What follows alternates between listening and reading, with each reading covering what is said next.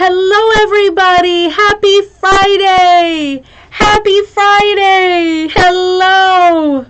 Oh, man, let me come up here. Let me see who's here.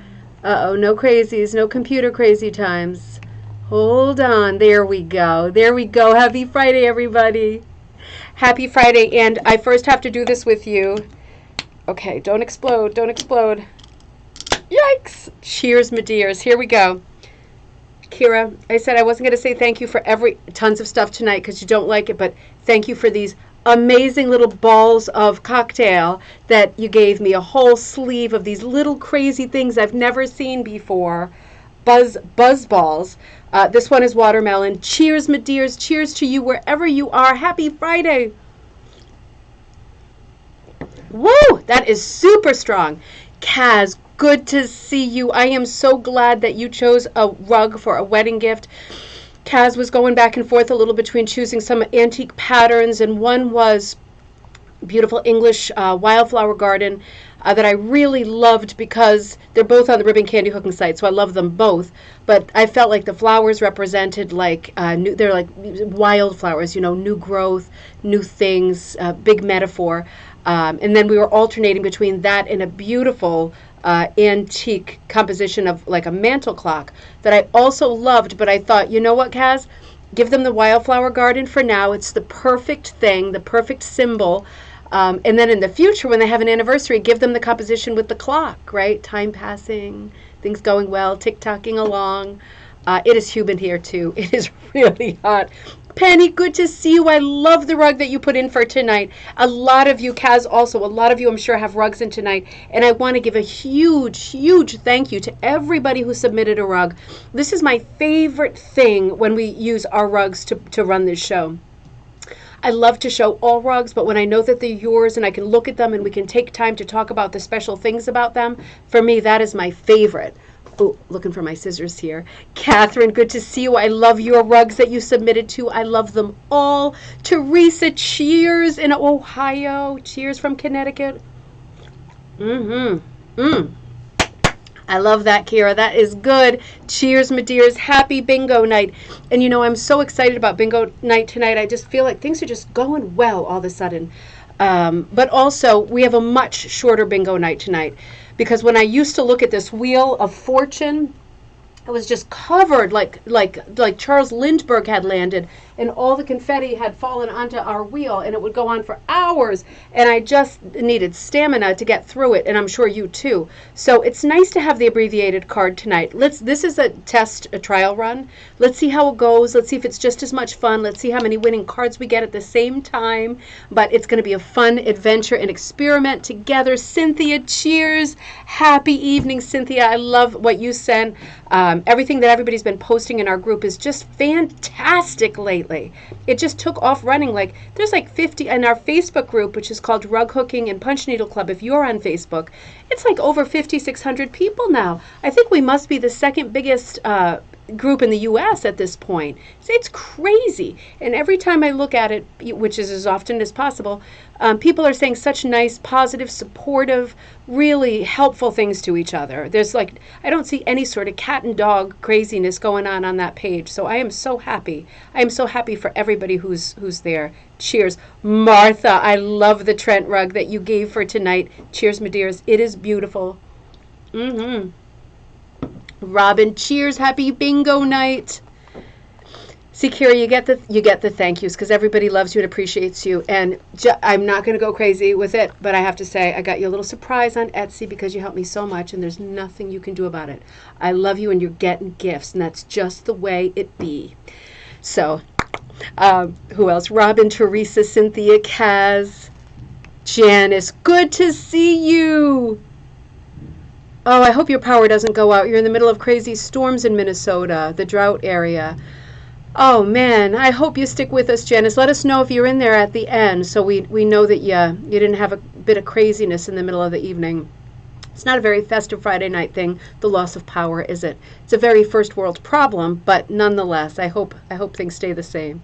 Christine, so good to see you. Happy Friday. Huge shout out to you. I hope your work week got a little bit better after a bit of a rocky start. it's so hard, isn't it, when work doesn't, like, the way you feel inside doesn't parallel work all the time, and work is running like the side lane, the HOV lane or whatever, and life is here, and it's not always a good match. It's like you get the backdraft, or you get the fumes, or you get the something. Lots of metaphors tonight, but I hope things evened out a little bit for you this week. I was thinking about you, Penny, Kirsten. Good to see you. Happy Friday. I got to do another one. Cheers, my dears. Cheers, my dears. Linda, happy to see you in New Jersey.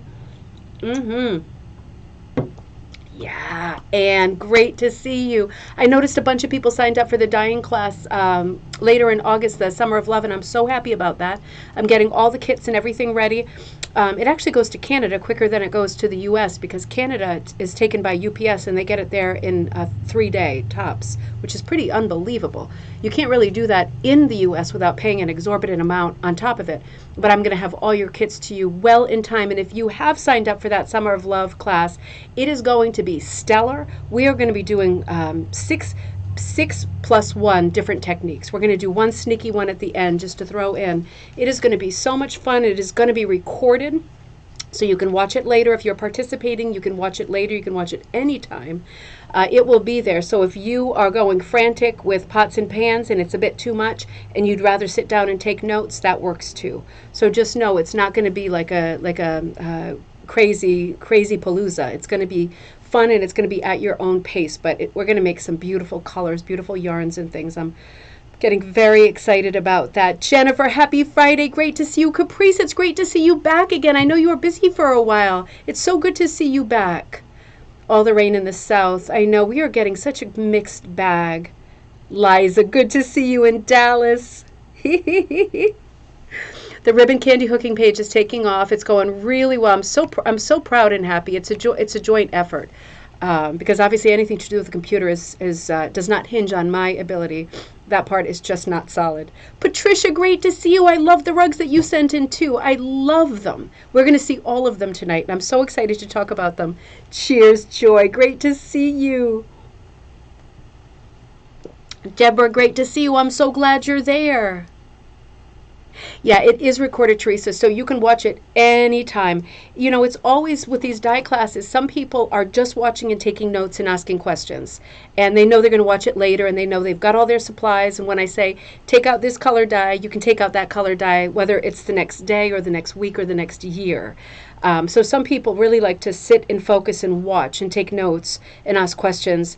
And other people are like, you know, crazy henny penny times in the kitchen with stuff falling and clattering and filling things up and rinsing things out. And it just depends on what you feel like doing and what your style is. I also announced, Carol, good to see you. Oh, my love, Carol. We're going to get that Halloween thing done if it kills us, right? I was thinking about you this week, Christine. I was, because I love what I'm doing now, but there were so many years of stress at work and just feeling bad about oneself at work and feeling like it couldn't have been a worse kind of day. And it's so sad when that crosses with the happiness of life, right? It's hard enough without curveballs. So today, oh, Christine says, today, awesome afternoon with my sister shopping at a shop, and they had velvet and wool. That is fantastic. That is inspiring. Oh, I have so many things to show you, too. But today, I announced on the Facebook group. If you're not on the Facebook group, I look so awful tonight. I'm so sorry. Where's my lip chap? I announced on the Facebook group a couple of, just to say, the camera is pointing up under my 7 chins. That's what's going on. I put on a colossal amount of weight, but not since, Tuesday. Well, maybe.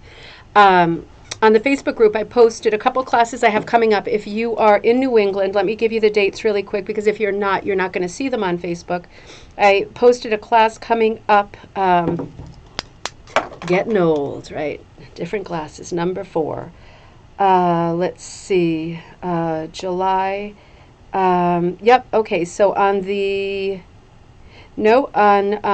August, starting August 7th, Saturday, August 7th, I'm teaching in Madison, Connecticut at Madison Wool All of the classes I'm doing right now are a combo punch needle and rug hooking. And they come with a punch needle kit and a rug hooking kit. So you're getting a hoop, which is temporary. It's just to see if you like it. It's just to keep your backing tight, right? It's a hoop.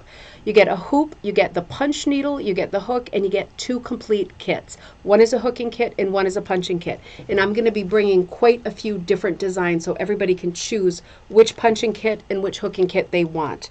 So that'll be happening in Madison, Connecticut on Saturday, August 7th. The next day, the 8th, is our teaching. That's our Zoom class together. The following weekend, on the 21st, is our great date that I've yet to post with Donna Swanson at Whispering Hill in Woodstock, Connecticut. A hook-in for fun, hanging out. If you want help, I'll give you help with anything. I think she charges $5 to just go in and use the space, and she puts out cookies and drinks and stuff. But if you want my help on that day, I am not charging for my help. I am there. I am there for fun. I'm there to help.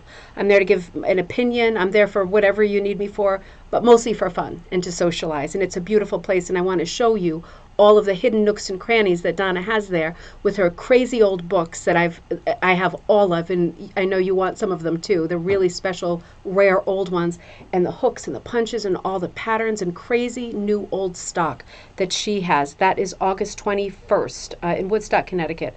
And then the following weekend on Saturday, I'm teaching at the Arundel Gallery, which is like a nice old New England farmhouse in Kennebunkport, Maine. So that is the punch and hooking class. That's coming up on the 28th. And then there is another class coming up. I'm nailing down the date with Susan at Mad River in Vermont. So that'll be a Vermont date coming up. So hopefully more dates coming up. If you have something near you, a yarn store or somewhere that you think they would love to have this kind of a class for not a ton of money, that there's people who would sign up for it and we could have fun doing it, I will certainly take a road trip and look forward to it so much. So if you have any sort of shout outs, send me a PM or whatever, let me know, because I'm always looking for new places. I just don't have a lot of time to sort of hunt and gather. Mom, good to see you. Oh, Jessica's there, you little skunks. You're having a party without me. I see how it is. You have your martinis in your hand in your mouth. Well, I've got my buzzball, and it's watermelon. I've got 3 or 4 more in the freezer. I am jealous, though. I was just there yesterday and the day before, but I'm still jealous. Martha, the hoops are good. The hoops I use are just they're like the Susan Bates hoopla hoops. They're 8 inches. The what do they call them? No slip. So it's not like they're great hoops. It's not like they're wooden hoops or lap hoops. They're just to go with a class that's not. The classes are like just over $100. I think $125. With the 2 kits and everything. So the idea is once you get going, if you love it, you think about whether you want to buy a frame or you want to buy a better hoop, but it's just to get you going, at a good price. But I agree, some people always use a hoop and some people decide to use nothing and just remember all the nice photos we've looked at in coffee time from the 30s, 40s, 50s of people hooking on their lap or on the floor. A lot of people do. And what do I have to say about that other than I don't think my skeleton can handle it. But other people's can. And they're maybe a bit more hardy than I am. And I call myself a Yankee, right? I call myself a New Englander.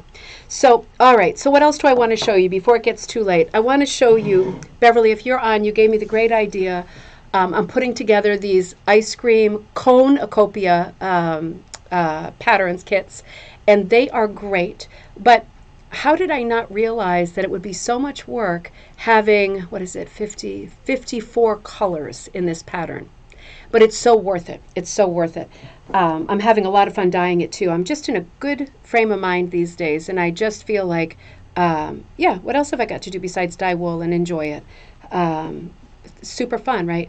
So Beverly came up with the idea, do the ice cream as a swatch set, and I am going to do it as a swatch set too. So here comes your next swatch set. See, the light is not good here. It's right at the end of the day. These are kind of grapey purples, go into pistachio and lime ricky color, some yellow, butter brickle, maple walnut. These look pretty washed out, but there's some mixed kind of cherries and strawberries in there, bit of a peach sorbet, some oranges, going down to some blueberries and black raspberry colors, and at the bottom, chocolates. There's no green. It looks like the one at the bottom is green. These are pure ice cream colors, 25 different colors. I'm going to call this, the Soda Jerk collection swatch set, the Soda Jerk swatch set, because my dad's first job when he was quite young was being a soda jerk, and I always think that sounds funny and was funny. or else being a lamplighter. I can never remember which one it was. They were both impossibly quaint and old-timey, right? Whether you're a lamplighter or a soda jerk or you moonlight doing one, those days are over, I think, but it's so charming. So this will be available starting tomorrow. I'll put them into the store as a swatch set. And these are the colors. Obviously, everybody who ordered the ice cream cornucopia is getting those colors, those 25 plus the 25 same color darker value, so you can do your shading on the scoops and things. So it's a big kit, and it's coming at you, and it's going to be absolutely beautiful. So that will be fun. I'm also going to be putting up this weekend, and I keep saying it, and I really mean it. It's just been busyness. The next class, the Designing Like. And you know how I said this month let's do Maud Lewis in combo with other sort of aged, advanced age folk artists like Grandma Moses, like Helen Bradley, like Augusta Simon, like these kinds of people. But at the end of the day, I'm deciding, and I hope it's a good decision. I hope people are interested in this class. I hope Canadians are, at least, all Maud Lewis class. Because as I was going through her work, I thought she's very different than the other artists I just named. And also in Canada, at the Art Gallery in Nova Scotia, there is an all Maud Lewis exhibit happening right now, and that's going through August 31st. So if you're in Canada, and have you heard that the Canadian border is opening up at the beginning of August, there might be a chance to nip up and see that exhibit. But for me, knowing that there's a Maud Lewis exhibit blasting in Nova Scotia right now, that feels the same to me as the Van Gogh exhibit that's happening here in the U.S., in other places. So I want to go full blast Maud Lewis. So what I did this weekend was I worked, and it's designing like Maud Lewis, because I also want to say to you, there's a Maud Lewis composition tonight, and it is one of my favorite rugs of the evening. Maud Lewis is out of copyright as of January 1st of this year. So in anticipation of anybody ever saying anything to you, if you are going to do a Maud Lewis design exactly the way it's done, she is out of copyright. And that is from the lips of Shannon, who is a curator at the Gallery of Nova Scotia and handles the Maud Lewis work. It is out of copyright. So you can do whatever you want with the Maud Lewis stuff. But in the class that I'm giving, like in all of the design-like classes, oh, thanks, Martha. Hi, Gail. Hi, Barbara. Oh, have you seen it already, Barbara? You're in the right place to see it, right? You're there. The class is about designing like. So I will give you a lot of the images and motifs that she uses, and we will do lots of games, composition games for 2 hours, putting them into place and looking at her reoccurring themes, ideas, designs, inspirations, and you make it the way you want it, because you know that you can copy it, and that's fine. Copy it piece by piece, color by color. But this class is about designing like. So I worked on 3 compositions. I drew them about this big at my mom's house on a little Post-it notes, and I liked them so much I blew them right up. Oh, you'll be there, Robin. I know you're going to be there. So this is one of the ones I did. I'm gonna attempt to punch all 3 before the class, because I've been punching like a maniac lately. So this is one of her classic sort of seaside motifs. She loves to do this. Maud loved to do the dip in the hill, the extreme dip in the hill, and she loved to do these evergreens that are like perfect triangles. So it's like a math lesson here, and then her ever-present little seagulls up in the sky. So that's one of the ones I'm going to punch. I had to do this because you know how many different kinds of cat faces she does. I did 2 of the most common types of cat faces: the wide-eyed 3 blacks cat's face and this sort of lost in space white cat face. And in the background, I did another kind of seascape, but I'm going to do it as a different season. And right behind the cats, her classic tulips, her long, skinny tulips, right? Look a little bit like this. Long, skinny tulip, like cup-shaped, right? And then the third one I did is her, what I refer to, not officially, as boomerang flowers. And I'll tell you what happened here, right? This is not like a secret gateway to Narnia. The printer right here had one of these like, and I didn't realize, and it died out. So I'm missing the center piece. I'm going to have to reprint it. But this is what I would call her boomerang plant, which she does a lot of, with little green leaves around the edge, but almost hydrangea colors in the center. So I'll do that with a color-changing yarn or wool. And then her crazy, I've got, I think, 4 butterflies. She does crazy, stripy, polka dot, all kinds of butterflies. These are some of the motifs that she did. Very accessible style as a folk artist. You can absolutely do this. There is no question. translating this into rug hooking, or a punch design, you can do this. And you are going to leave that class with a bunch of new ideas and new designs that you have drawn that you're not even going to have to doctor. You're going to transfer them directly onto your backing. You're going to punch them or hook them, and you are going to be so proud of yourself that you did such a proper work of art. It's going to be that easy. So I'm very excited about that class. I will get that going this weekend, I promise. I've just got to nail down a date for it. So all that is coming up. Hey, are you ready? Are you ready to play? I am ready to play. Let me have one more sip, and then we will go into our Wheel of Fortune night. One more sip. One more sip. And you know, I have with me tonight, just in the feel of a game night, I have this peach that Jocelyn, my daughter, actually Teddy won it for me. Yesterday, we did our first amusement park in 2 years, right? We went to Lake Compounce in Connecticut. I took off. I was a real jerk. I took off for the day. It was nice weather, nice everything. We rode rides. We got soaking wet. I was all clammy all day, just soaking wet from water rides. They served cocktails, which was very civilized. It was such a lot of fun. Carol, I wish I knew, because I would have swung by your place with some bingo cards. It was a bit of an impromptu thing. I said to the kids, do you want to go to the amusement park? Stupid question, because of course they did.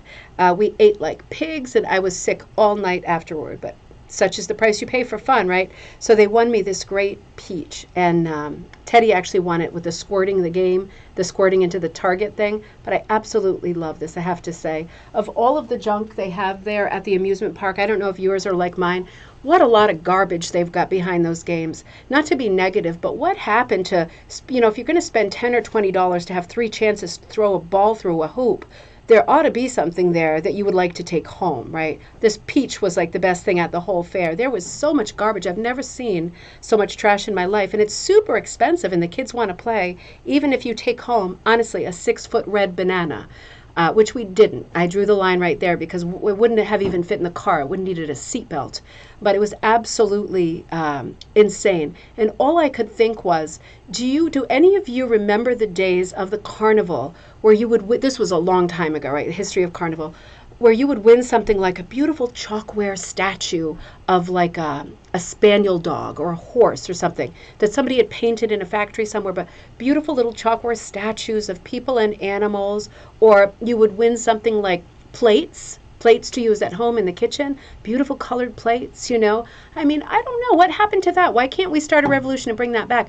I would say, you know, take my $10, give me a water pistol, show me where to squirt, and then let me go home with a few plates. Isn't that better?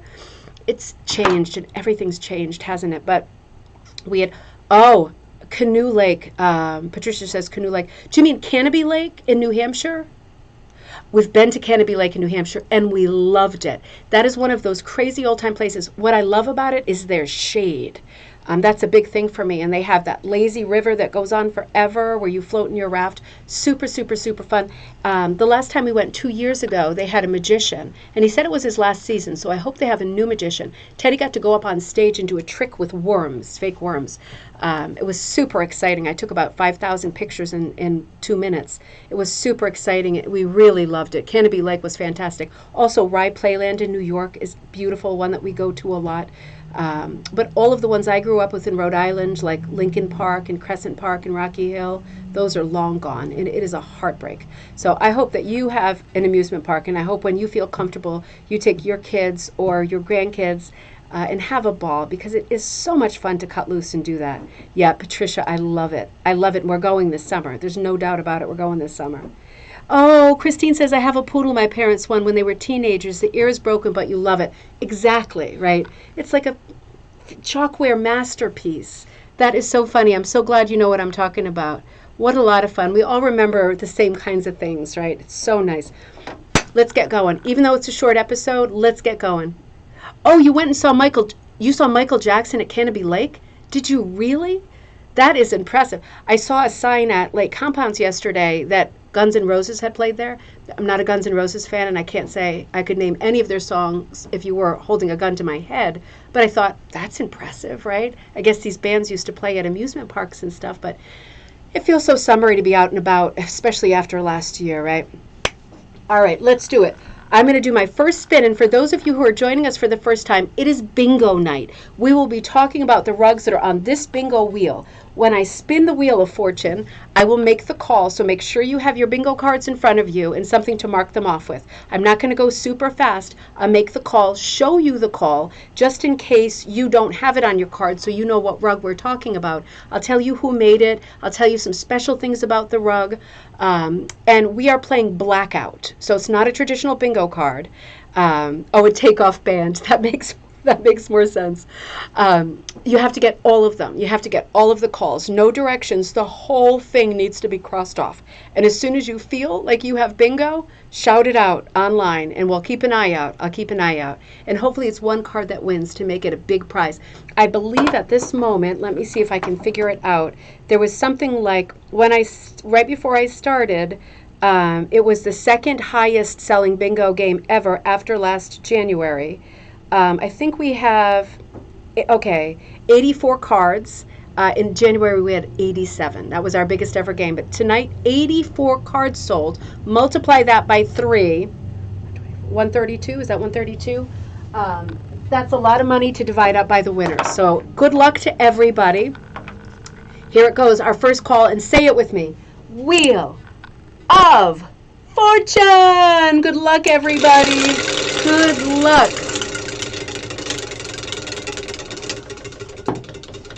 All right, let's see. Now look at that. How appropriate and perfect is that? Our first call is the Maud Lewis. It is called 3 Black Cats, and it looks like this. How fantastic is this, Cynthia? You made this. Cynthia made this. This is and those are the boomerang flowers that I'm talking about. They look like boomerangs to me with the classic cup tulips in the background. Cynthia, you are a proper artist. If you have this on your card, make sure you scratch it off. So 3 Cats by Cynthia Roberts, a Maud Lewis adaptation. Cynthia wrote that you hooked this in a number 6. This is just a fantastic version of the Maud Lewis painting, which is informally known as the 3 Black Cats. And again, I just want to remind you, no copyright issues with Maud Lewis. You do whatever you want with her collection. She's been out of copyright since January 1st. Cynthia, what you did is absolutely beautiful. Gail, the Maud Lewis class is online. It's not in person, so you can do it. It's a Zoom class. It's 2 hours, and I send you everything you need as an attachment, and you just print the stuff out, and I'll tell you in advance if you can cut this out, if you can have a piece of paper in front of you, what you need in front of you, but it's an only online class, so you could do it with us. But I absolutely love this. Cynthia, I'm in love. I just love, and take a look at the way Cynthia's hooked it. Look at that kind of directional hooking in the body of the cats.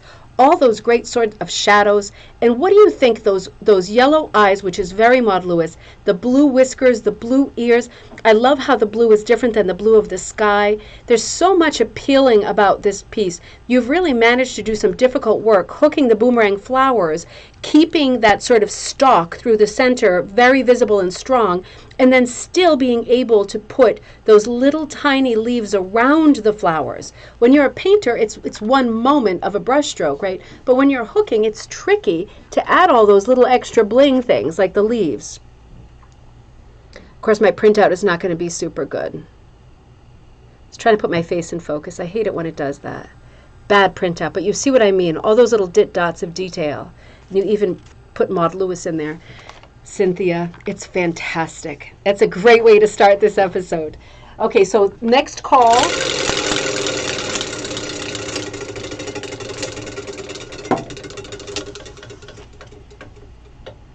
Ooh, I think that's going to be, I think I have to go straight up to the middle here. Mom, this is you. This is you, Mom. This is Penelope Plaid. So let me get my numbers out, and I'm going to show you Penelope Plaid. This is one of my ribbon candy hooking designs. A lot of people did Penelope. And Mom, you did a colossal job on this. I'm going to do Jay's secret here. He's across the way, and he's not here to remind me to do the secret hack. Still not in focus, huh? Camera's really going to pull my chain tonight. There we go. Penelope Plaid. And I'm going to tell you what my mom wrote. I want to be sure you see it first. This was a great pattern. Let me take this down. My arm's going to drop off. So Penelope Plaid. So this is one of my designs at Ribbon Candy Hooking. And my mom wrote, I love Penelope because she oozes attitude from her pretty proddy neck wreath to her dancing hooves, which we can't see, but I'm sure they are clad in bejeweled sheep shoes. Oh, that's a nice image in and of itself. That's another idea. To match the sparkle in her eyes. Oh, Mom. This was from a kit by RCH, Ribbon Candy Hooking, and included various yarns and wools. I also added a fancy yarn called Dirty Martini. I was with you when you bought that, to do the swirls in her coat. A bit Van Goghish and a bit dizzying. I agree. So this pattern was neat. It featured a body that was all... It does look great, Kaz, doesn't it? Everybody's sheep face looks different. And that's one of the things I love about this pattern, because all sheeps, I mean, they look from a distance like they all look the same, but all their little faces, just like kitties, just like every animal, just like hamsters, they all look different when you look at them close up. It's impossible, but it's true. And I love seeing the way people handle the eyes, because no two will look alike ever. But my mom did a lot more with the proddy, with the Dirty Martini yarn in the proddy. Proddy is when you pull through shaped leaves rather than loops and straight strips. You pull through shapes and you get this necklace around her. I put some velvet in there and some different colors, but my mom added some different things. And then my mom chose to do the swirls, the Van Gogh swirls in the fur, in the wool, which is even better. I wish I would have thought of that. But the body came with chenille, 100% chenille, which is almost like a velvet yarn, very, very thick, very hard to punch. Did you punch this, Mom, or did you hook the body? Hooking it was a breeze, but I would think punching it would have been a lot harder. But you did it, and it looks amazing. Penelope Plaid. I love seeing those pop up. And my mom said, I wonder how many Penelopes came in for this night, because it was an animal. And Kira, I'm wondering, did other Penelopes come in? Because I thought this might be an all Penelope episode. So many people did it. And I thought, well, so what if there's 10 of them? They'll all be different and they'll all be pretty, right? Next call. That went down the wrong pipe. Great job, Mom. I absolutely love that. I love that. Hey. All right, what do we got here? Oh, this is a beauty. This is a beauty. Colleen, this is yours. This is called, yeah, I'll have the light on. This is called, yep, that settled down. It was like whoosh, X-ray. On the Move. On the Move. And this is a 3-dimensional turtle. This is good. You want to try this little watermelon guy? It's potent. Mm-hmm. Oh, was he the only one, Kira? That's unbelievable. That's unbelievable. That's unbelievable. Okay, On the Move. For me, this is number 14. Nice, huh? I'm almost ready for number 2. Okay. So On the Move. Colleen did this for Beach Nut Studio. That's her shop. Beach Nut Studio is great. You can look her up on Etsy. Beach Nut Studio. Absolutely beautiful, Colleen. I'm going to tell you what she wrote for this. I love it when you post in the Facebook group. It's so good to see different work, different things. I love to see everybody's work in there. I love lots of different patterns to be available, because we all like different things. I love this, and I'm going to have to get this one, Colleen. She says, I have to admit I love turtles and tortoises. They are sweet, interesting creatures, and they have been symbolically represented in art for centuries. The tortoise carries a 4-leaf clover on her back, bringing luck everywhere she travels. The shell is hooked in number 6 noodles. So let me show you that one more time. This is a beautiful 3-dimensional turtle. Now, Colleen sells this, so the easiest thing to do is to purchase this if you like this turtle. I'm going to purchase this because my dad loved turtles, so they're very special to us in our family too. Now, I want to just add, if you are a person, if you love something more than a turtle, say a hippo or a giraffe or a rabbit, when you are thinking about hooking or punching a 3-dimensional object, it is not a mystery. Just think about it in terms of a sewing pattern. And if you are not a person who sews, think about it like, well, I know there's a lot of patterns out there. There's a lot of vintage patterns out there that tend to be even more on the sort of simple lines side. On eBay and Etsy. If you love, for example, a hippo or a rabbit, Google pattern, and you will get a pattern, a paper pattern to cut out that has the shape and how to put it together. So Colleen has done something extraordinary with a turtle. You are not going to get a better turtle than this on earth. There's no doubt about that. But if you're looking for something different, like a teddy bear or a doll, whatever, just go and get a paper pattern from somewhere, and it shouldn't be expensive. You cut it out, you hook the pieces with a good margin around it, just like you would any piece, and then you sew it together just the way it says in the directions. It truly is not hard. It adds a dimension, no pun intended. It adds another layer of work and another sort of part to the process, but it is not difficult. It's just that you need the pattern. So interesting thought, because I know some people were on recently saying, I'd like to do a teddy bear as a three-dimensional thing, and I'm thinking there are so many patterns for teddy bears. That's not going to be hard at all to figure out. Okay, next call. Is there any water around? Plain water? No. Animal crackers. Do you need me to help with papers or anything? No, I'm good. Yeah. I absolutely love this. Let me just check it against my number. This is my number 30. This is Animal Crackers. I love this one. Denise. Animal Crackers. Animal crackers in my soup. Monkeys and rabbits loop-de-loop. Do you know that song? The Shirley Temple song? I love it. Animal Crackers, Denise. I love Animal Crackers. Denise, I sent you the Penelope Plaid stuff 3 or 4 days ago. So let me know how that matches so you can finish Penelope Plaid. If it's not good, we'll do it again. We're going to get there. But Denise sent this in for tonight. I absolutely love Animal Crackers. Denise said, oh, this is a Marion Ham of Quail Hill Designs pattern.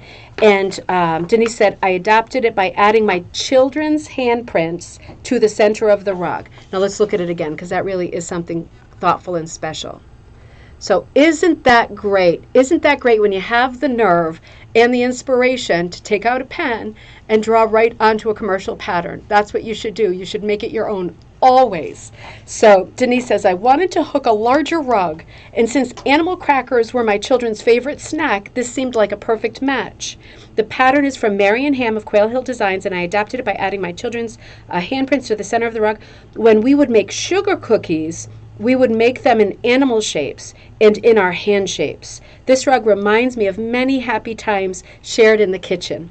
They were 7 and 9 at the time. That's the exact age of mine, 7 and 9.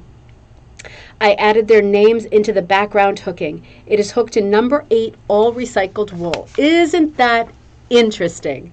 I love everything about this, Denise. I love everything about this. Look at those animal crackers, those handprints, the hearts, the initials.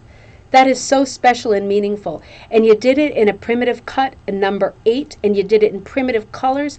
And this is just a home run composition. I even love the sort of suggestion of the heart on the snout here on the lion. That is so smart. Everything about this is so smart. That is really well done. I absolutely love it. Nah, I don't like the flavored one. I'll take another one of these little guys, though. Denise, I love it. That is absolutely beautiful. Liza says she has this Maud Lewis pattern. Yeah, there's a lot of people who sell these patterns because, of course, they're out of copyright. So it's very easy to get them if you don't want to draw one yourself. But do sign up for the class because we're going to do some nice hybrids, like the 3 I did that mix her styles all into one composition. Just extra fun, extra layers of interest. I'm so excited for this. Just want to be sure I'm not missing anything great right there. Let's see. Oh, this is a nice one. Kirsten, this is you. This is one of Kirsten's. This is 7 Tangled Cats. 7 Tangled Cats. Let me pull it up. I will show you 7 Tangled Cats. Kirsten, am I going to put it upside down? Is this correct? I love this one. This has such crazy modernist, expressionist lines. This is a proper modern art piece of art by Kirsten, 7 Tangled Cats.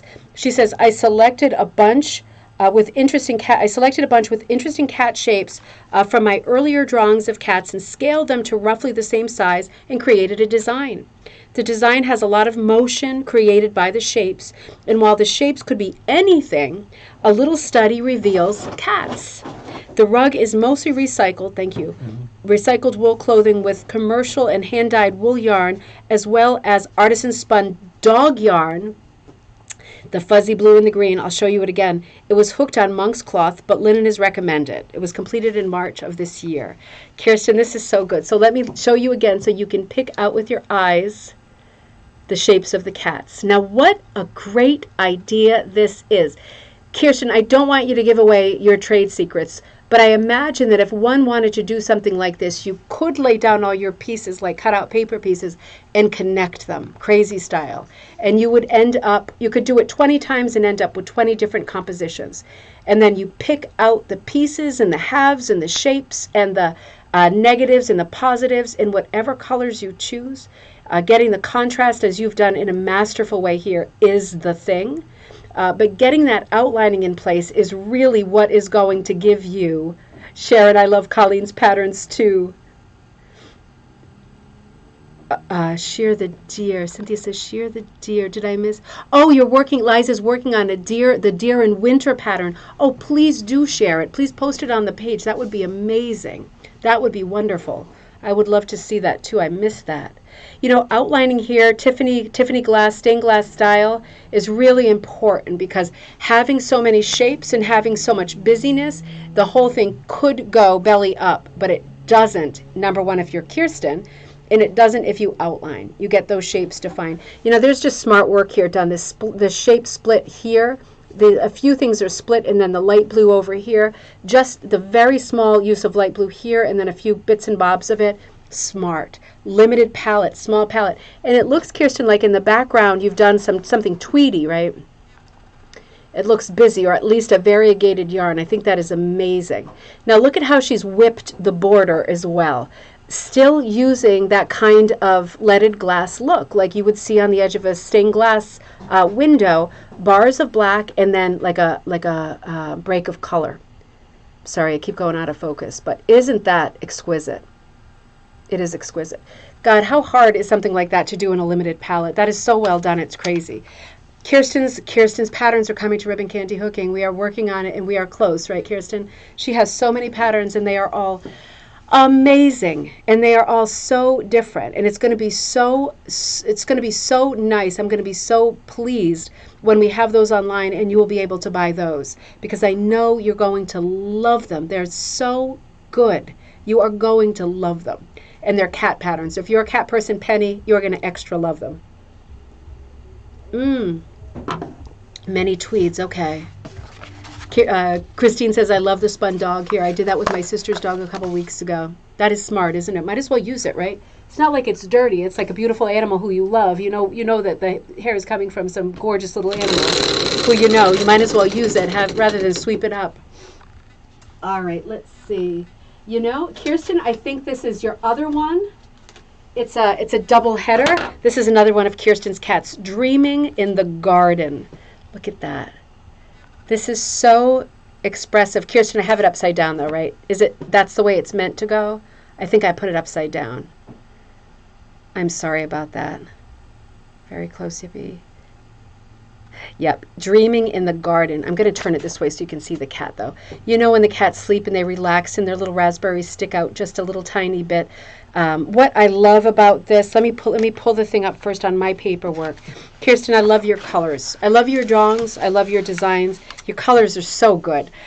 So unexpected, like Cynthia's mod with the blue whiskers. You know, doing things in a color that you're not expecting is brilliant. The sort of tomato colored little eyes, sleeping eyes, and then keeping some things the same, like the little padded paws, the nose, the little lips in an expected color. You switch some colors out, shifts things. It shifts the whole composition.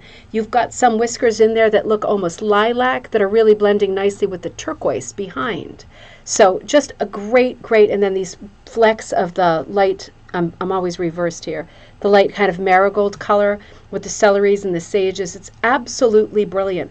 It's so good to me that you didn't do this composition like you did the other one, outlining in black, because it would be tempting to do that. It would be very safe to do that because you know that your lines are stable.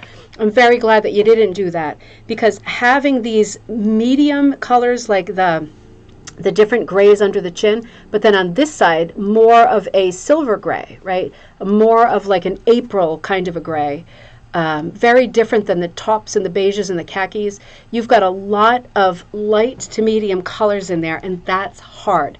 But I know that you make your patterns in a way more easy way than I do to understand and read as someone who's making them. as a kit. And knowing that, I know that you're going to ease people into doing this kind of mastery with color because you have got it nailed. You make it look easy, and I know that you can explain it in a way that it's easy too. Look at the whipping on this one too. It is just fantastic. Paw to the left. Paw to the left. So, okay, so that is right. I had it upside down at one point. But this is the way Dreaming in the Garden looks. It's just gorgeous. It's just gorgeous. There's nothing I like more than a medium color. You know, I'm not a big fan of primary colors. In fact, I really dislike them. I love medium colors. I love mid colors. I love when you get between gray and purple or gray and blue, and you're just, or you get between orange and red or yellow and orange, and you're just right in the middle, and your eye locks in because it wants to translate it as one or the other, and it can't because it's right in the middle, and it keeps your eye there lingering and thinking. And that is the moment that you're really drinking in the piece and the nuances of it and really enjoying the special and unique things about it. Being able to use color that way is a real gift. Oh, could you not hear before, Kaz? Oh, no. White cats are my favorite. Oh, Gail, me too. I had a white cat named Pie Wicket. He was the naughtiest, naughtiest boy. Banned from all the vets, but I loved him so much. He was such a good boy. Very violent boy, but very sweet to us. All right. I keep getting right to the middle here. Let's come over here. Ooh, Catherine, this is you. This is Catherine. Duck Decoy. Let me pull it up, and then I'm going to show you Duck Decoy. I love this. Catherine gave me the greatest composition of ducks last year. I'm going to do it as soon as things quiet down. I love Catherine's ducks. Catherine, this is another one of your great masterpieces. This is a chair seat designed and hooked by Catherine. She used a handmade duck decoy as her inspiration. Now, this is so smart. This is so smart. First of all, the shape of this duck is amazing. It is almost like an arrowhead. You know, you can almost you do this with your hands, and you've got it, right? It's so different. It's so simple. And it so suits primitive rug hooking, right? There we go. I just love it. I love the coloring on him, too. I love the way that you've kind of gone down and across. I love the way you've shaped out the back of his little head, almost like he's looking up a little bit, and his little eye is looking up a little bit. But I love the patch of dark on him. It reminds me of a kind of a saddle. I know it's his coloring. I imagine it's a boy because he's colored in such a special way. But what beautiful, beautiful colors. What a beautiful use of colors. Using this kind of up, down, across directional hooking is so good against a background of what we call the marble cake, or the British call the mizzy mozzie, the squiggly background, right? What a great contrast you have there. It really feels like you ripped a page out of like an artist's paint book, right, or sketchbook. It really feels like that. It feels like brush strokes against a really watercolored background.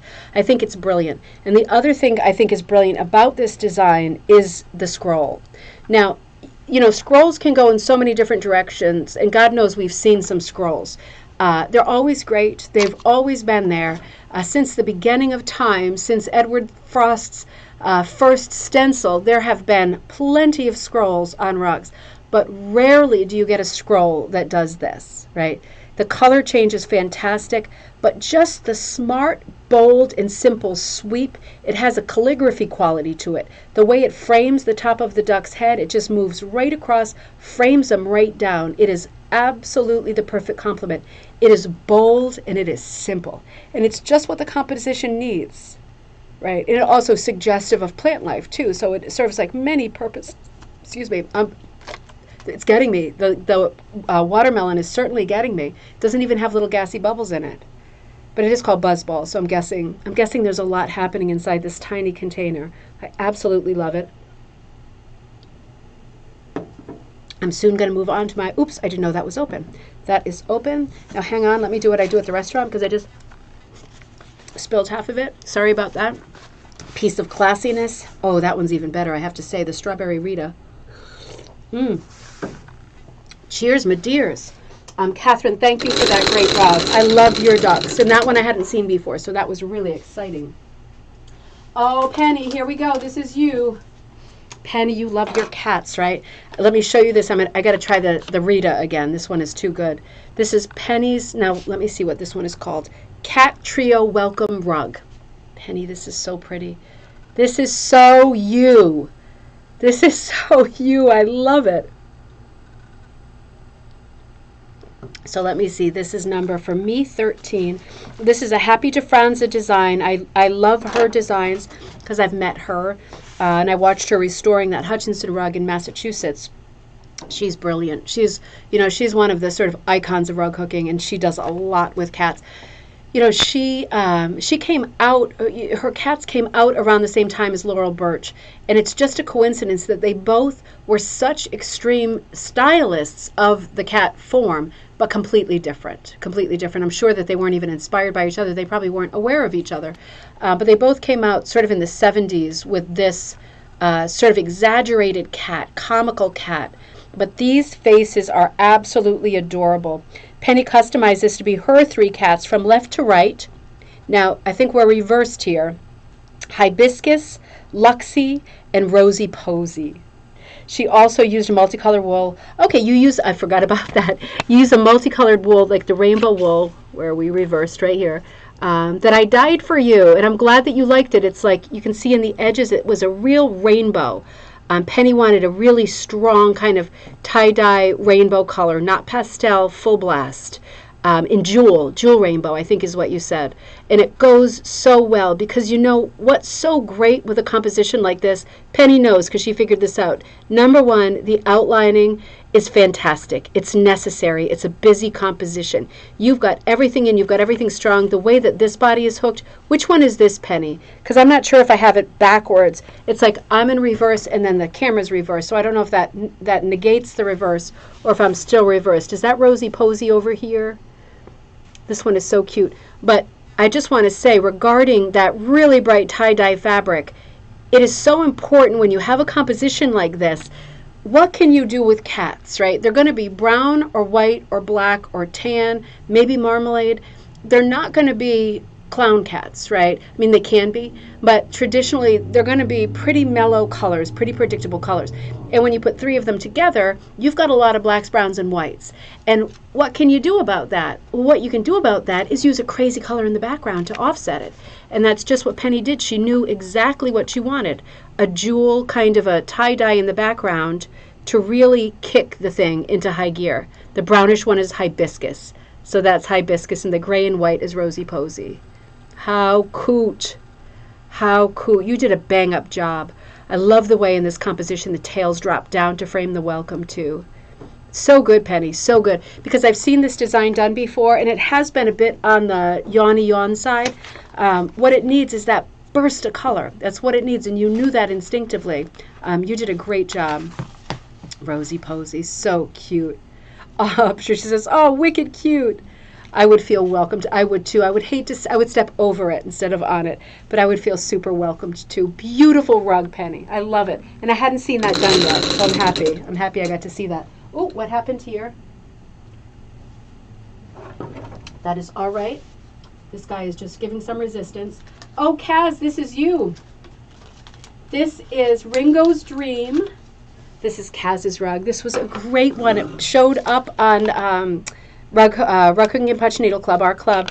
Kaz did this. Kaz is on tonight. This is amazing. Ringo's Dream. I mean, how good is this? It's phenomenal. So Kaz says, custom designed by Going Gray. That is another great company. The instructor was Heavy Bowl. Does that sound right? Heavy Bowl. Everything between a 4 and an 8 cut hand-dyed wool by Heavy Bowl and Kaz. Yarn hand-dyed yarn for the symbols. So let's look at the different elements. Let me bring you back in focus.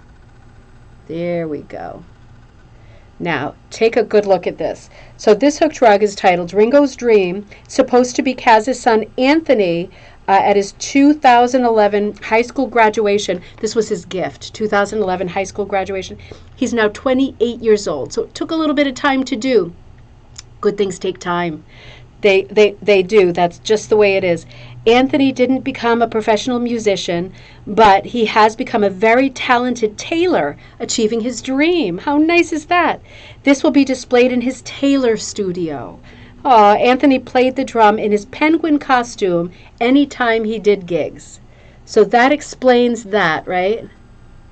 That explains that. Ringo, named for Ringo Starr, slept through all that banging when Anthony practiced at home. In this rug, Ringo is dreaming of playing the drum. This is a tribute to our loyal dog Ringo, who crossed the Rainbow Bridge. Ringo's dream. Isn't that just like a family dog to be sitting there amidst all of this chaos and noise and just be dozing, just loving being with the family and dozing? Doesn't matter what's going on.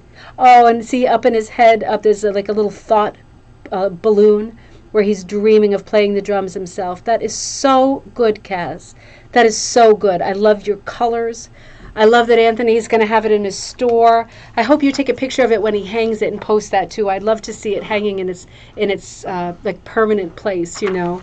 That would be so nice. That is a beautiful rug. So many beautiful rugs you've been doing, but that one's my favorite, and that one is so special. So special. All right, I'm going to speed up. My mouth is going too much tonight, isn't it? Even though we don't have many calls.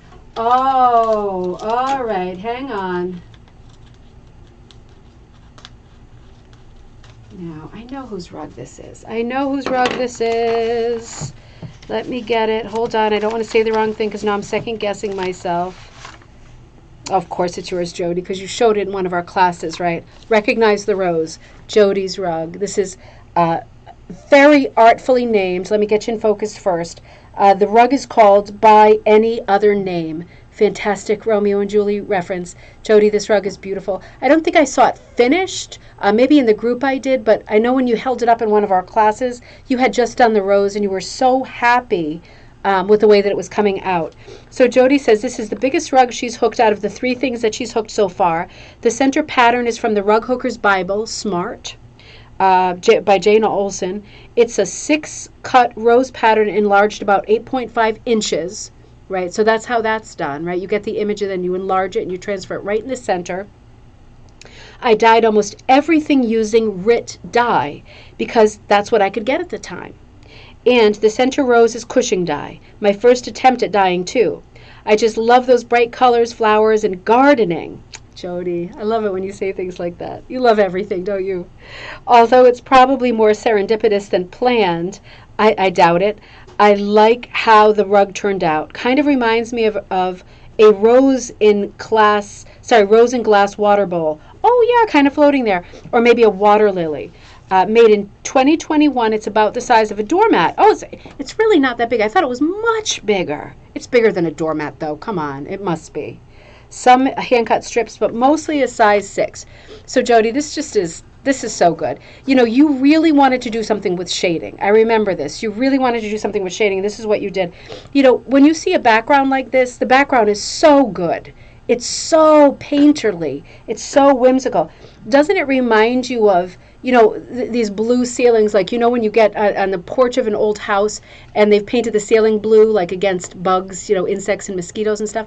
Or if you go into a nice historic house and they have a mural on the ceiling with angels and there's like a blue sky. That's what this reminds me of. Jody, you did such a good job. You really did such a good job. This was, you know, you did this when it was so hard to get supply. Well, it's hard for you because you live in such a remote area anyway. But you really, really knew what you wanted to do, knew you wanted to practice your shading, got the dye you could get, made beautiful colors. You absolutely made it work. It is perfect. It's perfection. It's a perfection rose. Is that a species of rose yet? Because there should be a rose called the Jody Perfection Rose or the Cousin's Perfection Rose. That sounds good, doesn't it? Or the Perfection or the Cousin's Beauty Rose. Really nice. Really nice.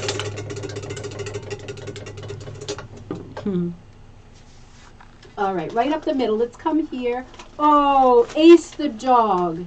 This is Ace the Dog, A-C-E. See if you have Ace the Dog on your sheet. For me, this is number 8. April, this is yours. April, Ace the Dog.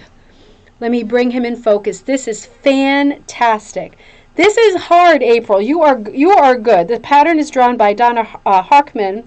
This is a picture of a pillow I hooked of my late granddog Ace. My daughter wanted him hooked in bright colors, and this is the result. I hooked it at the Black Bear Rug Camp. Now, I have to say, April, this is just beyond good. You know, when we think about highlights and shading, we always think about one tone going from dark to light, from the lowest intensity to the highest intensity. You know, when you are as good as April, you can do this kind of sort of pop art realism where you do the shading, but you don't do it in the expected color, right? So if you wanted to try something like this, it's going to be tricky, but you know it's going to be tricky going into it. If you get your image, for example, and you print it in black and white, so you can see in black and white where your high or your highlights, lowlights, darks, and lights are, right? You can see where they are. If you draw them or trace them with a pencil, so you have a shape-driven design at that point, and then you say to yourself, I'm looking at it in black and white, but what if I was looking at around the eye in turquoise and green? What if I was only thinking in turquoise and green? And you can take out your color wheel and play with this at this point and go, well, that's the darkest blue, that's a lighter blue, that's a medium blue. You're starting to get blue highlights or green highlights or purple highlights. You just need to know where the darkest is, where the lightest is, where the highlights are.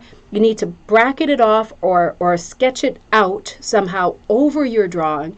And then you're going to fill in the spaces with crazy colors instead of black and white colors or the colors that are there. So Jody did that amazing rose and pinks, and she did it perfectly and realistically according to the way the petals fell.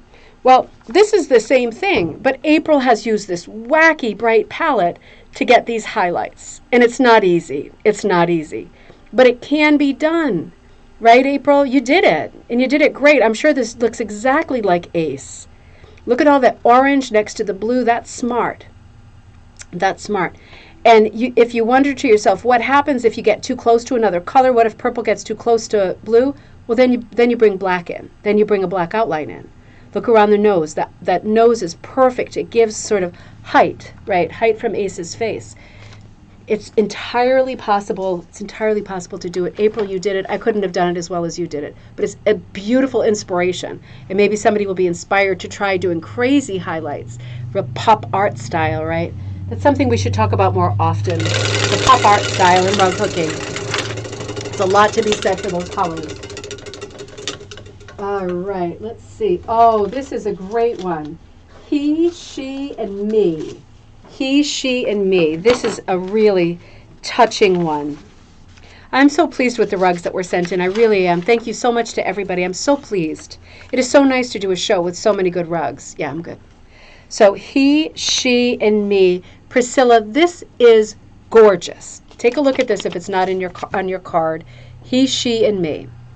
So there's Priscilla and the two dogs. Now this rug was by Priscilla. She drew this, she designed it, she drew it, she hooked it, everything. This is Priscilla with her dogs Copper and Penny. Copper and Penny. Priscilla says she was blessed to have these two dogs and Buckwheat. We're going to see Buckwheat later in her life. I want to bring you back into focus because it is so good. This is a perfect segue. I know you're not in focus, so I'm just struggling as usual. There we go. He, she, and me. So, you know, I just want to say, again, this is Priscilla's own artwork, so this is just over the top. He, she, and me is an amazing title. Absolutely beautiful, simple, and perfect. Now, what a composition.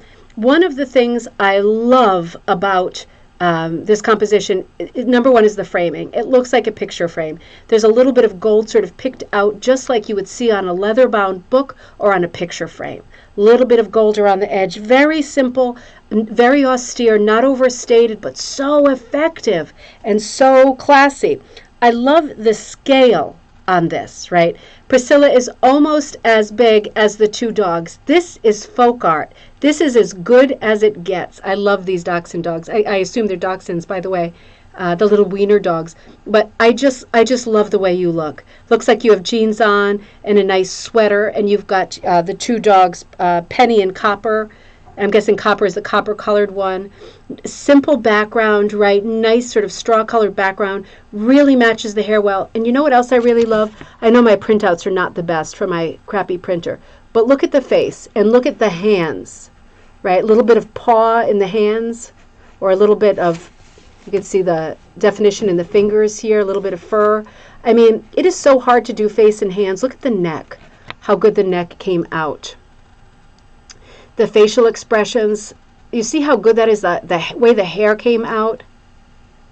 Yeah, you love the way that the hair and the tails flow out of the frame. That's breaking the border, right? When you break the border like that, it creates so much interest for the eye. So much interest. It is such a good composition. I can't say enough about it. I really can't. The scale being very folky, very not realistic, the proportions being not realistic, makes it a solid folk art piece for me. It is so good. And seeing that kind of fantastic shading, number one, hands are impossible, and the hands are perfect, in the face is amazing.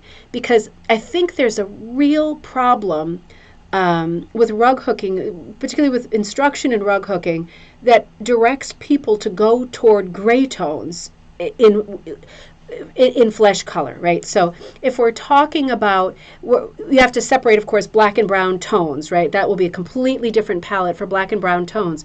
But if you're talking about Priscilla, you know, she's got a white skin tone, and she's not using grays, because grays, although they are often shown as helpful in hooking skin tones, you see it all the time in magazines, right? I'm trying to get it back in focus here. I don't like to see gray in a skin tone. I think it looks sickly. I think it looks ghostly. I think it looks Halloween. This is what you want to see. You want to see white. You want to see healthy cheeks. You want to see, juicy, fleshy, pinky, coral, healthy colors. This is just what you want to see.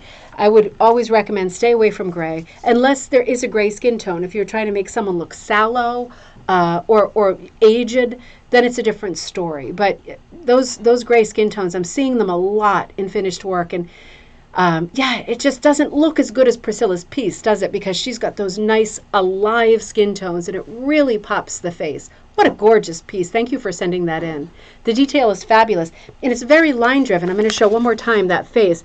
It's very line driven, right? She hasn't done it all with shading. There's nice color in the cheeks, but she's done a lot of it with contour lines down the nose, around the nostrils, around the eyes. She's done a lot with contour lines. She's done shading under the chin, but she left the chin nice and bright as a highlight.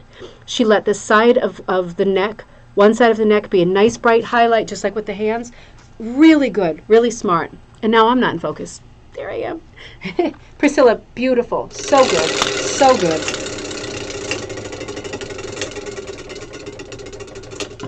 Amanda, you must do one with the cats.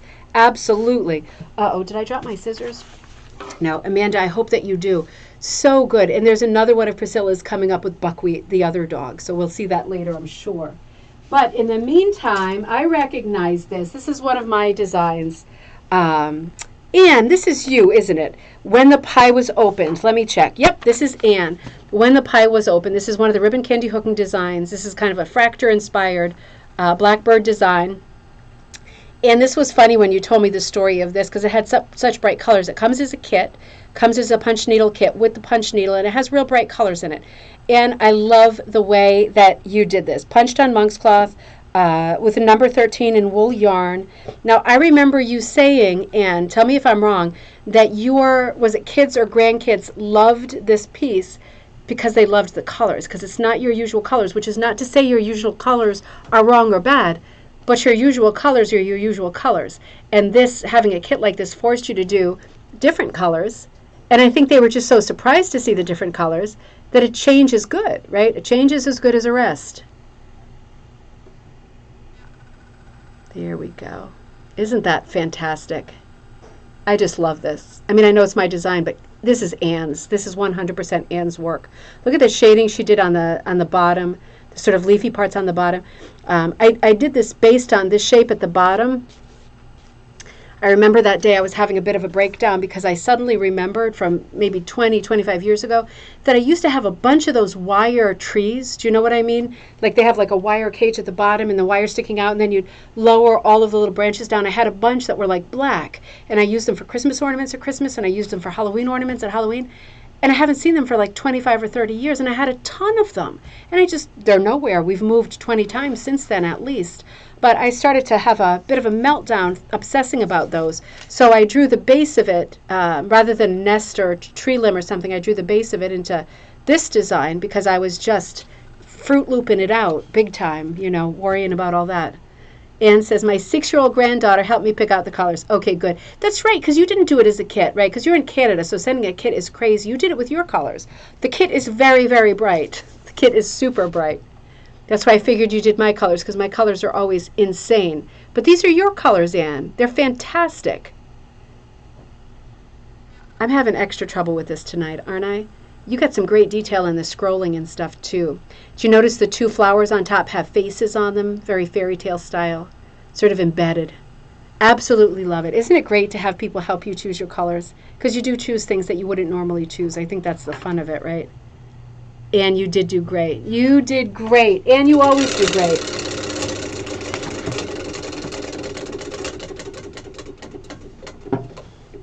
It was the kit. Okay. I was going to say, because if those aren't my colors, they're similar to my colors. But I know I hate having to send kits to Canada and to abroad because I always feel like such a thief the way the shipping works out. It's always outrageous. But it was a kit. So those are the colors that are actually in the kit.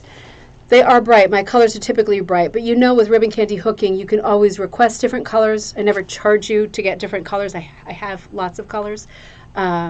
Or you can always get something without colors if you don't like my colors. But it is nice to have a change and do something bright and crazy.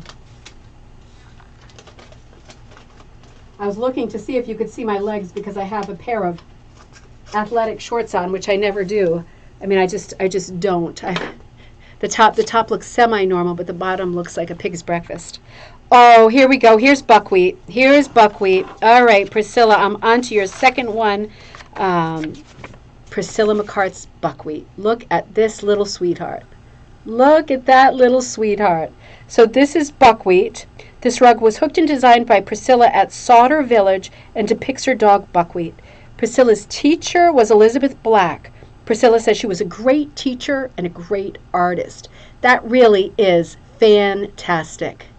That little body, huh? Look at that little body. That is too cute. That reminds me, the other day we were driving and Jocelyn was looking at the clouds in the sky, which is a biggie. And she says, oh, look, it's a wiener dragon. And I looked up and it looked like a dragon, but with a wiener dog's body, and I thought, you have got to be a kid to say that, or drunk, but a kid to say that. It was so cute. I love these little wiener dogs. I remember when I took singing lessons years and years ago, my teacher had a wiener dog. I forget what his name was because I always called him the little soldier, because no matter what was going on, if anybody walked by the house, we were trying to sing and listen to music and get things right because we were performing a lot. And he would hear any sound and just tear off barking like he was going to kill somebody. He did it constantly. And when he wasn't at the window threatening to kill somebody who was just passing by half a mile away, he was at the piano sitting next to my teacher, Mary Jo, going, "Row," which was not a good confidence builder for me because I was singing. But he was such a cute little dog. I always used to call him the little soldier. That's my only experience with the wiener dogs because I never had one. She always used to say, be careful, don't let him jump off the couch because he's going to break his back. And then he used to do this incredibly vigilant work around the house protecting her from God knows who. But what cute little dogs, right, Priscilla? So you had 3, and they're Penny, Copper, and Buckwheat, right? All adorable and all immortalized. Oh, here comes another buddy. Here comes another buddy. This is, wait a minute, I don't want to say the wrong name. Jennifer. Jennifer, this is your golden, right? Oh, Jennifer. Look at this guy. Look at this guy. Jennifer, I researched this pattern like crazy today, and I ordered a Halloween pattern from her because it was so good. So Jennifer did this Breezy Ridge rugs. I went on their site, Breezy Ridge rugs. Very, very nice, mostly primitive stuff. This was really unusual for this site. This was a bit more line-driven, complicated, shades of the boomerang flower in there. But I have to say, the image that they showed on the website, Jennifer, I liked, but yours I love, and I'm not just saying that. This is a different rug. I love the one that they had on there, but they should put this one on there too, because it really changes the way that the pattern looks, seeing the rug done this way. So this is called Golden in the Garden.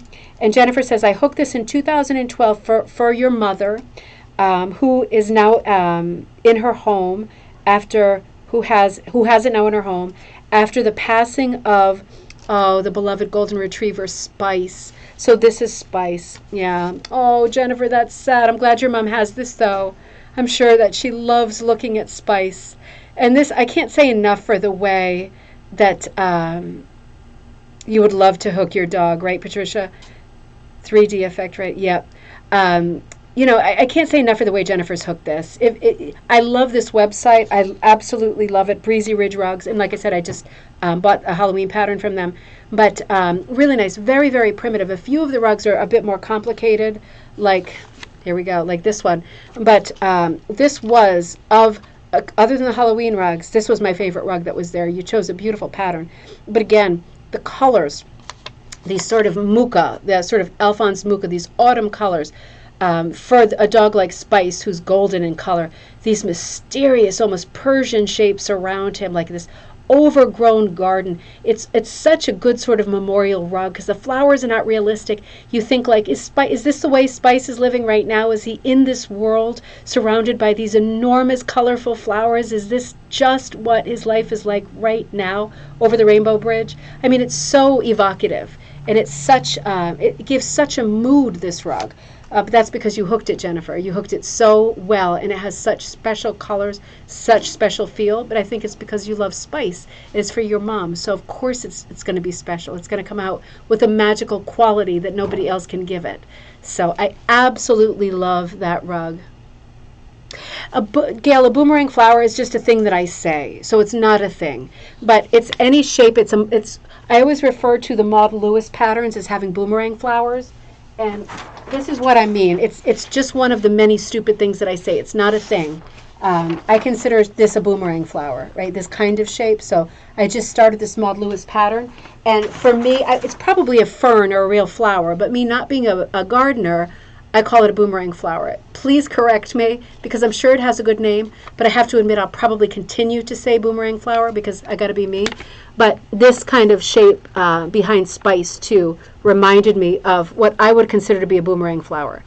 It's just a shape, and I'm sure that I'm wrong about this. This is just a piece of silliness. But, yeah, it's an abstract idea. Jennifer, your smile face. Oh, everybody loves to hook their beloved animals, right? Oh, I love this one, Buster. Oh, Buster. See if you have Buster on your card. Oh, this is great, too. Buster. Patricia, this is yours, Buster. Let me show you this. This is another magical composition. Magical. Let me bring it in here. See Patricia's... Oh, come on, Buster. Come on, Buster. Seriously.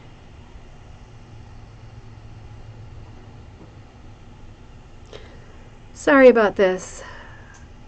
I'll try the white paper behind. Jay, can you bring me a white paper? I'm really struggling with this. I almost said a bad word.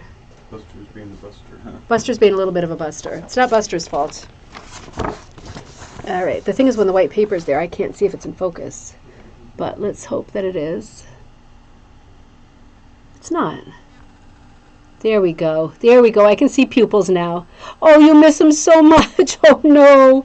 Oh, no. Don't make me cry. I hate these kinds of stories. But Buster is absolutely, absolutely beautiful. So Patricia did Buster. This is her own design. He was a handsome steer and a gentle giant. He passed away last year. Oh, Patricia, I'm so sorry. Let me get him a little bit more in the forefront. He is absolutely beautiful. I love everything about this. This is another composition that is so moody and atmospheric. The colors are so moody. You know, it's like it's like a nighttime kind of a piece, but I love that landscape you put into the background. I love the way that you've shaped it out in silhouette. I love the way the moon looks in the sky, a little bit of a Van Gogh sort of crescent around it, the kind of rings around it. I love the kind of wild landscape here, right? Right. This just looks so sort of Western. And Buster's face, Buster's little face. There's so much to be said for those few little lines. It really, really is another very warm, very evocative, very atmospheric piece. Very atmospheric piece. The way that you've handled this composition, Patricia, honestly, it is such a simple composition, but it is so well done.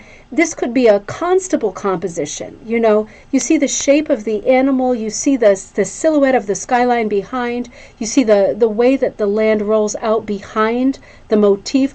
I like the way you cropped the bottom of the feet. It is so interesting the way that it is. It could be, I mean, it could be a fine art painter's composition. It is such a good composition. I'm sorry that Buster left you. Until next time, right? Sweet face, sweet little face. Try to bring it in one more time. Buster, there he is. Look at that little face. How cute is that? I love the expression too. It's a gentle giant is right? See, there's something up with my camera tonight. It's very slow to focus. Let's see. Very slow to focus. Something's wrong. Oh well. Patricia, I love it. I love it. He stood over 6 feet tall at the shoulder. Holy mackerel. Catherine says she loves Buster's eyes. Oh. Oh. Oh, moose. Now wait a minute. Let me see who did this moose. I know. Cynthia, you did moose. He needs a name other than Moose. He has to be like Exquisite Moose or Cynthia's Perfection Moose or something. This is the sweetest, nicest primitive, right, of a moose. Cynthia did this too. This is just gorgeous. Look at the way this is hooked. This is moose. This is a Dion Fitzpatrick pattern. So simple, so beautiful. Now again, these little sort of dots of gold around the body. What's better than that? Is there anything on earth that's better than that? Hooked in yarn and number 6 wool strips. You know, I love a good primitive. I absolutely love a good primitive because it reminds me of what rug hooking is all about. This is what rug hooking is all about. I just love these little dots around the edges. I love the background. You get these suggestions of flowers in the background. Cynthia, how big is this piece, I wonder? This is so good. You know, when you think of something in silhouette, don't you think of it as being a black silhouette or like a sepia silhouette? Why can't it be this color, this nice, warm sort of tomato color? Look at the way it goes with the greens and the blues and the sort of violet colors around it. Having that little pop of gold around the edges, that is absolutely brilliant. It looks like a sort of touch of Syrah. It looks almost like a little fairy took out a paintbrush and just did some little dot shapes like Tinkerbell around the edges. It is so smart. It is so smart. It's a primitive. It has lots of colors in it. But for such a simple composition, there is so much going on. I think that is just exquisite. I absolutely love that. Cynthia says, not very big, about 5 by 7. That is amazing. You got so much into that. That is absolutely gorgeous. I just love it. I just love it. I think that's so smart. I'm so glad you sent that because it's so good to remind people a silhouette is such a great idea, right? Keeping it as a silhouette, not trying to articulate it with eyes and shoulders and shading, keeping it as a silhouette, but to do it in a color like that really is such a brainstorm. It is so smart.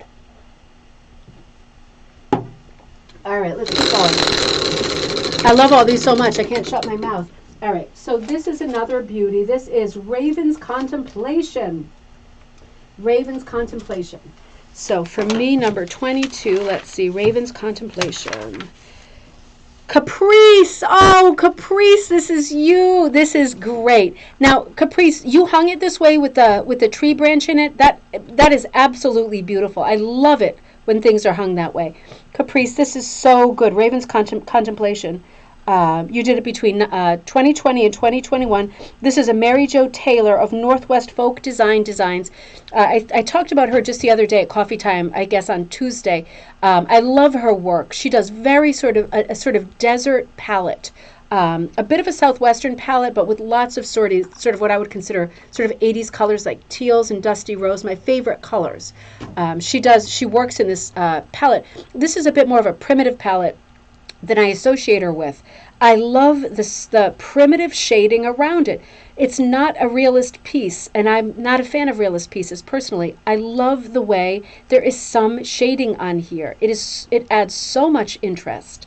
It adds so much. Look at the way the leaves are broken down into sort of pieces, like, modern art pieces. There's just many, many colors in each leaf.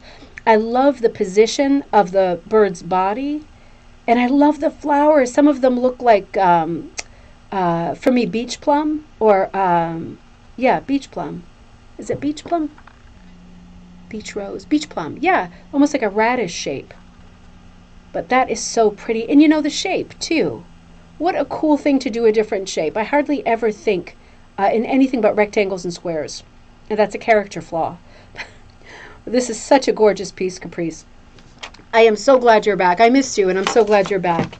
This is unbelievable. The last thing I saw of yours was the house you did for your family, like the vacation house, the cabin. So I love this piece. It is gorgeous. It is gorgeous. Ooh, oh, you know who this is? This is Jam Sandwich.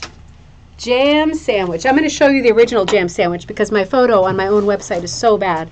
Jam Sandwich. This is the original. This is a design by my daughter Jocelyn, who did it when she was 6. She's 7 now. She drew Jam Sandwich, and she called him Jam Sandwich. There was no talking her out of it. And she was really sort of a control freak with the colors I used for Jam Sandwich, with the blues and the orange, which it turned out to be great. I used all variegated sock yarn, like expensive yarn from the expensive knitting store, just having fun, doubling it up, quadrupling it up, and hooking with the sock yarn, and then framing it in a bunch of multicolored, like, yardsticks, right? Fluorescent yardsticks. But that is Jam Sandwich, and that is still available. Every time you buy one of Jocelyn's patterns on ribbon candy hooking, shameless plug, I give like all of the money to Jocelyn, so she can hoard it like Ebenezer Scrooge. She doesn't ever use it. She has got such a money stockpile. This child is like, yeah, Marley's going to have to come down with this giant, like, life-size chain around him to get her to stop being such a miser with her money. But it's nice that she's saving, too. And she loves the idea of being able to make money with her art. And her art is beautiful. So I love it when that sells. It's a great pattern. It really is. It's a fun, folky pattern. Kids do folk art so well. It's something you outgrow. She does it so well. Oh, Martha, Trent, it's Trent time. It's Trent time. All right, let me get my glasses. Let me get my numbers right. Number 5. Okay. Martha, I remember this piece from Zoom. It is just an over the top. I don't even know where to begin here. So this is Trent. This has stories within stories. It's a Russian nesting doll of a story, right? Yeah, Kirsten, I think I did a video on how to frame with a yardstick like that. If you're interested, I hope you watch it, because, there's a lot of, you can find local yardsticks at like local antique stores and stuff. Like this one's from Warwick, Rhode Island. I'm a Rhode Islander before. So it's very sloppily done, but I basically just mounted this on a piece of wood. And the piece of wood dictated the size, right? I went to the edge, I figured out what size my wood was, and then I hooked Jam Sandwich, and I wrapped it around and I stapled it. I'm not a big gluer. I stapled it around, and then I literally just took the yardstick, cut it, and nailed it in. And it makes a shadow box frame. It's like orange, pink, yellow, but it makes a little shadow box frame. Super easy to do, and I think I did a video. And then these little guys I nailed in from the hardware store. I mean, it just hangs like this for eternity and looks great. But what looks better is Trent. So Martha did this. This is one of the great masterpieces of our group. There's like no denying it. And Martha says, this piece is my first rug. She designed it in 2014 at Trent Rug Hooking School. She designed each of the images. The descriptions are as follows. So here we go. We try to hold it nice and steady and in focus. So as follows. Number 1, mother ewe and 2 lambs trying to nurse in slightly the wrong place. Super cute. There we go. Super cute. In a previous lifetime, she says, I was a shepherd. Our bottle baby lambs frequently tried to suck chins, necks, and earlobes instead of teats, or in other words, the udder. So this was my inspiration for the piece. Some of the fiber on the sheep's body, there we go, is underspun fleece from a blue-faced Leicester ewe that lives on a nearby farm. And she says, number 2 is let me get it in there, yep.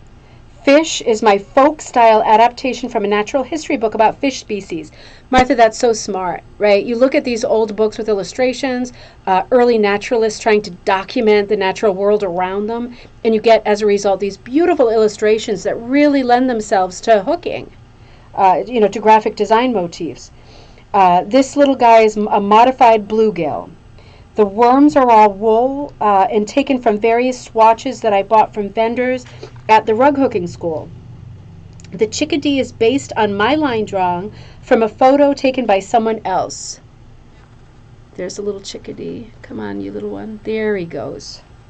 But I modified the design. The pansies and the maple leaf and the rest of the motifs, except for the Celtic cross, were designed by your teacher, who was Laura Bazemeni.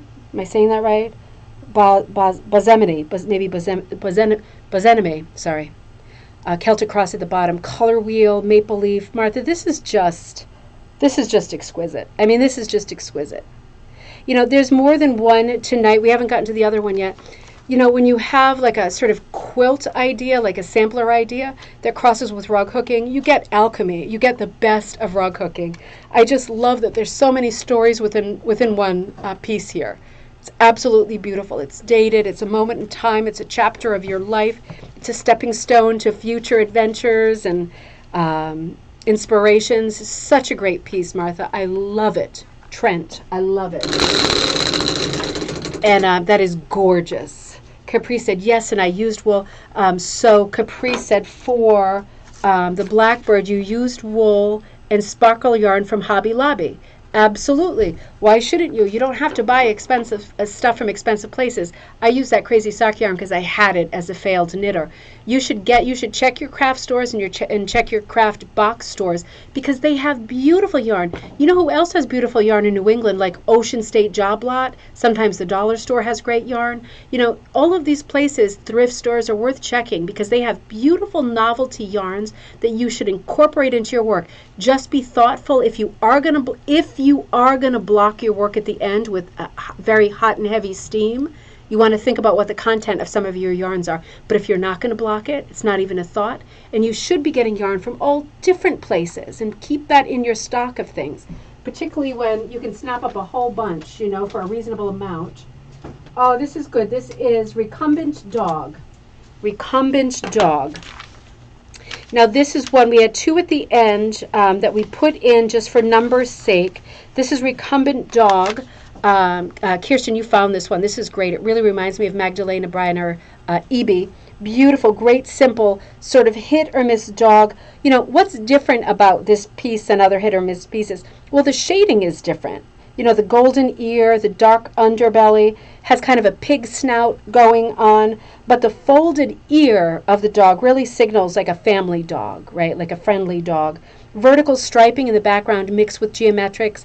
Absolutely brilliant. Absolutely brilliant. So I'm not sure if this is a Magdalena dog or who the maker is on that, but that was one of the 2 images we used tonight. That's not one of our group images. Dave, good to see you. Dave knows the Trent rug too. I'm sure you were on the Zoom calls when Martha held it up. It was amazing.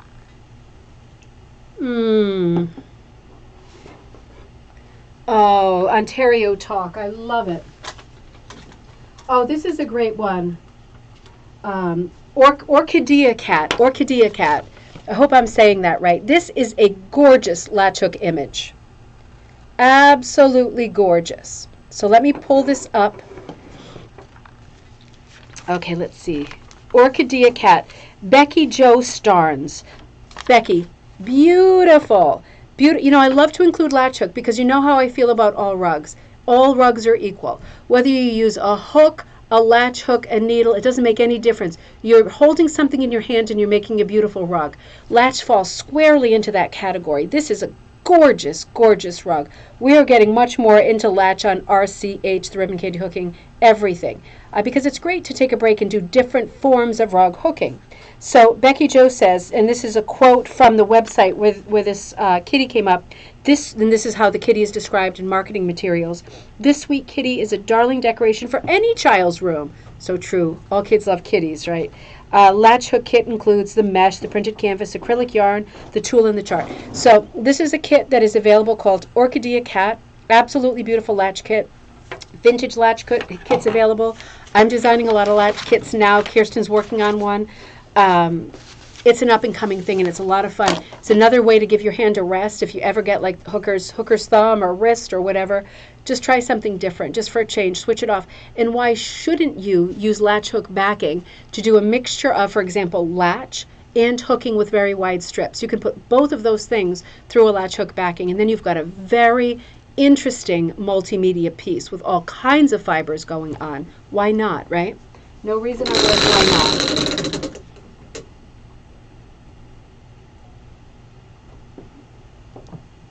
That's right, Patricia. We're getting more into Russian punch too. That's the next thing that I'm doing too. But it's so good to try all different kinds of everything. If you love textiles, then there's at least 4 or 5 different kinds of rug making, more than that. We don't ever talk about locker hooking, and we should, because that's another. But Russian punch or mini punch is another. There's so many different things you can do, and why not? You do different things with your hands. You pull through thousands of loops. Well, you're going to feel it, right? No matter how good your tools are, you're going to feel it. You're going to be punching for 6 years. You're going to feel it. It's good to switch it up and try something different, because you're still making a beautiful piece in the style that you like, the medium that you like, but why not use a different tool? Why not hold a different tool for a change? There's no reason why not. So next call, Patricia's Daughter's Cats. Patricia's Daughter's Cats. I absolutely love this piece. Patricia, you sent some wonderful pieces this week. I am so grateful. Patricia's Daughter's Cats. Look at this. Is that gorgeous? What a sweet piece. Punch needle rug of Patricia's Daughter's 2 cats. Now, I absolutely love this for so many reasons. So, Patricia, is this punch or is this Russian punch? This is so pretty. I love the hit or miss wide border. How often do you, I love the folk cats. They're so perfect for this medium. Oh, Heather, happy Friday. This huge wide border, I absolutely love it. Isn't that a playground of color and line? Patricia, I'm so glad that you did this, because you're going to remind everybody, put a border like this around your piece and just give it a shot. I love how you did so much with brown. You have a lot of black in there, and it's so strong and atmospheric, and it really gives such a great gravity and ambiance. But then you really mix things up, putting so much sort of the marmalade color, the peach color, the light sage color, the lighter shades of blue, and so much brown. It is so interesting as a color palette. If you had all these colors laid out in front of you, wouldn't you be just wanting to roll in them instead of start working with them? They are so different and so good. And again, okay, so you did punch with your Oxford needle with this. Yep. This the spotted cat only has 3 legs. You tried to show it was missing. Okay, so actually missing a leg. Absolutely, Martha. Oh, you and Dave are talking about good places to find treasures, huh? As you should. Yeah, this is, so it's actually a 3-legged cat. That's great. You really make it look like the actual cat. I just love it. I love the colors. I love, looking at rugs like this, you just reminded of different things, things that we talk about tonight. Putting a big wide border like that, you don't have to have a plan. Don't put anything in the border. Just do your central design and then look at your border and think, these are the colors I'd like to see more of in the border. This is a color I'd like to introduce now that we're into the border. Big wide border. Take a chance, right? Make it bold. When you have a primitive design like this, you can make it bold. You can take a chance. Your chance is going to work. Having a big frame like that. So smart, Patricia. It's really so smart. All right. Oh, and this is your Matisse cat. Cat with red fish. Cat with red fish. This is Anne's piece. You did this after we did our Matisse class, and that was so much fun, wasn't it? That was another great class. If I do say so myself, it was fun. It was so much fun. A lot of good pieces came out of it too. So Anne's Cat with red fish. So yeah, this is one of our designing like classes. We talked about Matisse. We talked about his cats. We talked about his color. We talked about his open windows and his tables that were just ripe for the kinds of still lifes where something is spilled, right? This is so Matisse. These are the kinds of things we talk about in the composition classes. An open window. You can hardly have a Matisse without having an open window or door somewhere in the composition. So after class, Anne did this design, which is a cat sort of dipping into the fish bowl. And she said, this is an adaptation of Matisse's work that I did after taking Deanna's class. It reminded me of the time long ago when I caught our, until then, well-behaved rescue cat in the kitchen, on the kitchen island counter, fishing for our newly acquired betta fish. The fish was quickly upgraded to an aquarium, so there was no more fishing in the house. This piece is punched on monk's cloth with a number 13 Oxford punch in wool yarn, 11.5 by 16.5 inches. And so good, so good. And yeah, I mean, talk about Matisse, right? Look at the colors, look at the shapes. No patterns, right? This is not William Morris. This is not. This is so organic. It's like scattered patterns everywhere. Very Matisse colors, very untidy, isn't it? And that's what makes it so enchanting. Simple lines and so untidy. That was Matisse, wasn't it? In a nutshell. And I love that piece. It is gorgeous. It is gorgeous. I'd love to see the things that come out of these classes because we work so hard at brainstorming ideas. All right, I think our closest one is this one. I'm going to race through this one. This is the other one at the end it's cool, huh, Gail? This is a Grenfell rug. So this is Dog Sled. This is one of the two, along with the Magdalena rug, that were not submissions tonight. So this is the Grenfell rug called Dog Sled. And you know, no episode that includes animals would be complete without a Grenfell rug. Absolutely have to love the Grenfell rugs. We've done lots of episodes on Grenfell. Now, I want to encourage you along the lines of Grenfell. Today I found, you know that book, Silk Stocking Mats, right, by Paula Laverty. Beautiful book, a must-have book. But I found a blog today, and the blog is R. John, John, Howe, Howe. R. John Howe, and it's a WordPress blog. And it's about Paula Laverty, Laverty. And he talks about this evening when Paula was promoting her book and went to the Textile Museum in Washington, D.C. This was on March 6th, 2010. This is one of the best blogs I've ever seen. He took pictures of Paula as she was showing the book, as she was showing examples of Grenfell rugs, you know, during her presentation. It is so special. I have the book and I love the book, but I'm telling you, I liked this blog almost as much as I liked the book. I love them both. But this blog had John's excitement about being there on that evening while Paula was showing her stuff, talking about animals and rugs, talking about all aspects of Grenfell rugs. It is a great blog. I hope that you check it out. I really, really got sucked into it. It was super, super, super entertaining. There we go. Oh, look who it is. This is a Claire Murray. This is Strawberry Patch. Strawberry Patch. Let me see whose rug this is. This is gorgeous. I have the wrong number on it. Woohoo! Oh, there we go. Strawberry Patch. Jean Sicca.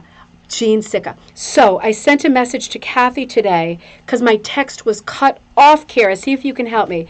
I had this text. This rug was made by Catherine Sicca's, and then it was blank, like the end of the sentence was cut off, in 2000. So I'm wondering if it was maybe mother, grandmother, aunt, uncle, who knows. But I know Kathy is super active in our group right now and doing all kinds of work herself. But this was made by Jean Sicca. It's a Claire Murray rug. Absolutely beautiful. You know when you're talking about Claire Murray, you're talking about hooking with yarn. Not punching, but hooking with yarn. And Jean Sicca was an active rug hooker for about 25 years. She passed a little over a year ago. Very sorry to hear that. Catherine is trying to learn how to hook in an effort to complete some of her unfinished products. Catherine is new to ribbon candy hooking. Catherine, I'm so happy to have you. We were going back and forth a little bit this morning. I'm so happy to have you. It's so good for people who are coming new into it, or even if you've been out of it for a while. Remember, Martha, you were sort of out for years and you came back to hooking. It's so great to help each other by answering questions, pushing each other, getting each other going again, giving good, solid support, good recommendations. Everybody's so nice and forthcoming in the group. I'm very happy that you're there, Kathy. And Jean's rug is absolutely beautiful. Strawberry Patch. You know I have a special place in my heart for Claire Murray. You know I do, because I lived on Cape Cod too, and I graduated from high school on Cape Cod. And I just love Claire Murray. And I just want to remind you, you saw that posted in the group, Heather. It is a beautiful, beautiful rug. I just want to remind you that Claire Murray, as of this past year, has started stocking kits again. And the kits are being put together by Nantucket Needlework. So you can either get in touch with the Claire Murray store, there's only a couple of those left on Cape Cod, or you can get in touch directly with Nantucket Needleworks, because they are kitting all of the original, or most of the original Claire Murray rugs, and certainly Strawberry Patch is one of them. So interesting bit of trivia, because they have not been available forever, for years and years and years, and now they're coming back, not just as a finished rug by like a machine or a person somewhere else, actually as a kit for you to do. So that's, I think, an exciting return to Claire Murray. Wow. Okay, I'm going to go for our closest one, which is going to be this one. Oh, Catherine, I think this is you. Let me check. Let me check before I shoot my mouth off. I wonder if some of you are getting close. We're getting down there. Catherine, the challenge. Now, this reminds me of Martha's Trent, and you're going to see why. The challenge. It's another rug that has this great sort of composition device happening where it's broken into many different pictures. So, Catherine, this is amazing. Catherine says, this rug was a blank canvas challenge from Jean Shepherd. I drew out the sections and designed and added the motifs as I hooked. Now, again, this is a great example of how and when, inevitably, quilting crosses with rug hooking. You get all these, two left, Janice. You get all these different sort of compartments, all these little pigeonholes, and you get to drop into them what you will, something meaningful to you.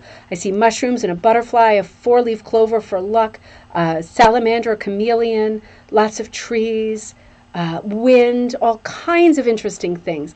It is like a collection of interesting, meaningful things. Catherine, okay, so that's your mom. Jean was your mom. I just wanted to be sure. I sent you a message on PM, but you probably didn't get it yet because it probably popped up in your wacky folder.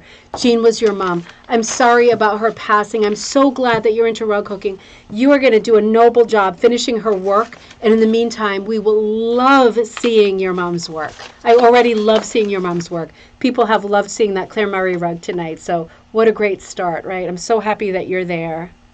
And Catherine, this rug is amazing, the challenge. Jean Shepherd is one of the great wizards, icons of rug hooking, obviously. Not just his dyeing, but all of his work in his classes and his online classes. Catherine, this is absolutely beautiful. Absolutely beautiful. The challenge. Does it seem intimidating to start a composition with a blank canvas, with a blank backing? Does that seem super intimidating? Would it seem less intimidating if you broke it up that way and started dropping things in piece by piece? Maybe hooking them as you go because you can only think of a couple things to drop in, but maybe as you go along you think of more things? Is that how it worked? Was it very organic, Catherine, in the way that you kind of thought of the different things to drop in? Because it's such a great piece. And when you look at a piece like that, that is reminiscent of a crazy quilt, you don't expect it to be anything but exciting, right? You're not looking at it for composition because every sort of piece of it is its own composition. So that's disqualified. You're just looking at it for interest and for an emotion, the way it makes you feel looking at it. And this is just an absolute home run. And you know, when you get a window into someone else's world and what they chose, their interests, that's always going to be exciting and interesting, isn't it? All right, let's do this guy, the Bay. This is the Bay. I love this piece. I absolutely love this piece. Denise Boyd, the Bay. This is so pretty. So let me tell you about this piece. This is so pretty. So Denise Boyd, the Bay. This pattern is by Searsport. This is Denise's first hooked rug. She just completed it. Note that the bushes and trees in the back. Note the bushes and trees in the background. Yep, see that over like on the distant island? How well done those are. If only they were in focus, right? Is that what you're saying? If only they were in focus. I know, but when I have the paper, I can't see if it's in focus because it's between my face and the camera. Yeah. There we go. Yeah, that's a bit better. So, yep. So first piece of Denise's beautiful trees in the background and bushes. And Kira says, we are happy to have your first hooked rug on bingo night. Yay, Denise. Good for you. This is gorgeous. This is a great piece. I mean, you're not a beginner anymore. This is it. You are obviously a professional. This is what you do. This is what you were made to do. This is an absolutely beautiful piece. When I looked at this piece, I first of all couldn't believe that it was a first rug hooking piece. It was that good. But it reminded me of how lucky we are working in a medium where even as a beginner, you can make something that really resonates with you and is special for you. Because if you think about it, working in a different medium, if you were a schoolgirl, in the 19th century, and they gave you a blank cloth, they would say, you're doing a sampler, right? What do you want to do, letters or numbers or both? And it would be like, letters or numbers? I'll take letters, or I'll take numbers. I'll take both. But for us, even when you're a beginner, you can choose something beautiful like this that really speaks to you, that's special to you, that you want to do, and you can make it look like this. I mean, Denise, this is exceptionally good. But you can make something beautiful right out of the gate. We're so lucky to work in a medium. Everything comes out so well. And you can fuss and fidget at the end to make sure that it comes out just the way you want it. All right, we are getting right to the end. This is a close one. Kira, this is... I received this pattern when I decided to take a rug hooking class with Deanna. I had never gone off the traditional color path, and I wanted to get comfortable doing so. I decided that this was the right class for me. The kit came with beautifully dyed wool in this antique image. It was very much out of my comfort zone. In the end, I began to embrace the electric colors and taking risks. I have to say, this is the first rug that I have hooked that I love. Oh, I'm so happy to hear that. I really am so happy to hear that.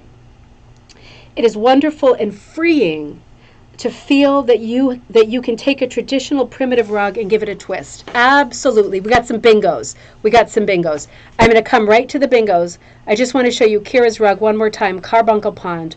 Carbuncle Pond came with a ton of colors. So each person who took this class was able to use their colors in a lot of different ways. This is the way that Kira used the colors. Some people didn't use yellow for the sky. Some people used greens and roses for the sky. Kira used the golds for the sky, and she did a lot with the sort of apricots and oranges to define the swan. Everybody hooked it different, and this is the way Kira hooked it, and I think it's absolutely beautiful. It was the bingo image too, Kira. So let's see, number 10. Okay, so more than one card has it. Okay, so Patricia has bingo. Okay, Jennifer has bingo on number 5. Patricia has bingo. Cynthia has bingo. Betsy has bingo. Barbara has bingo. Lisa has bingo. There's a lot of bingos. Maybe we've got the numbers off. First time we've tried the abbreviated card, right? Cynthia has bingo number 5. Penny, bingo. Oh, there's a lot of bingos. So close and yet so far. Linda does not have bingo. I'm sorry. You might be the only person playing who doesn't have bingo, Linda. Betsy. Okay, so it looks like cards number 5 and 10 have bingo. Are there any cards other than 5 and 10 that have bingo? It should be, at that point, maybe 6 or 7 people that have bingo, because there were 12 different cards. So it seems like a lot of people, but I think everybody who has bingo is probably on this video. So let me know if there's anybody other than cards number. Congratulations to cards number 5 and card number 5 and 10, to everybody who's holding those cards. If you're holding both, then you get credit twice. So you will be sent an email tomorrow morning with a code to tell you how to redeem your money. We're dividing the total money from the bingo card sales. I don't take any of it. It all goes into the pot, divided by the amount of people who won on cards number 5 and cards number 10. Oh, good, Martha.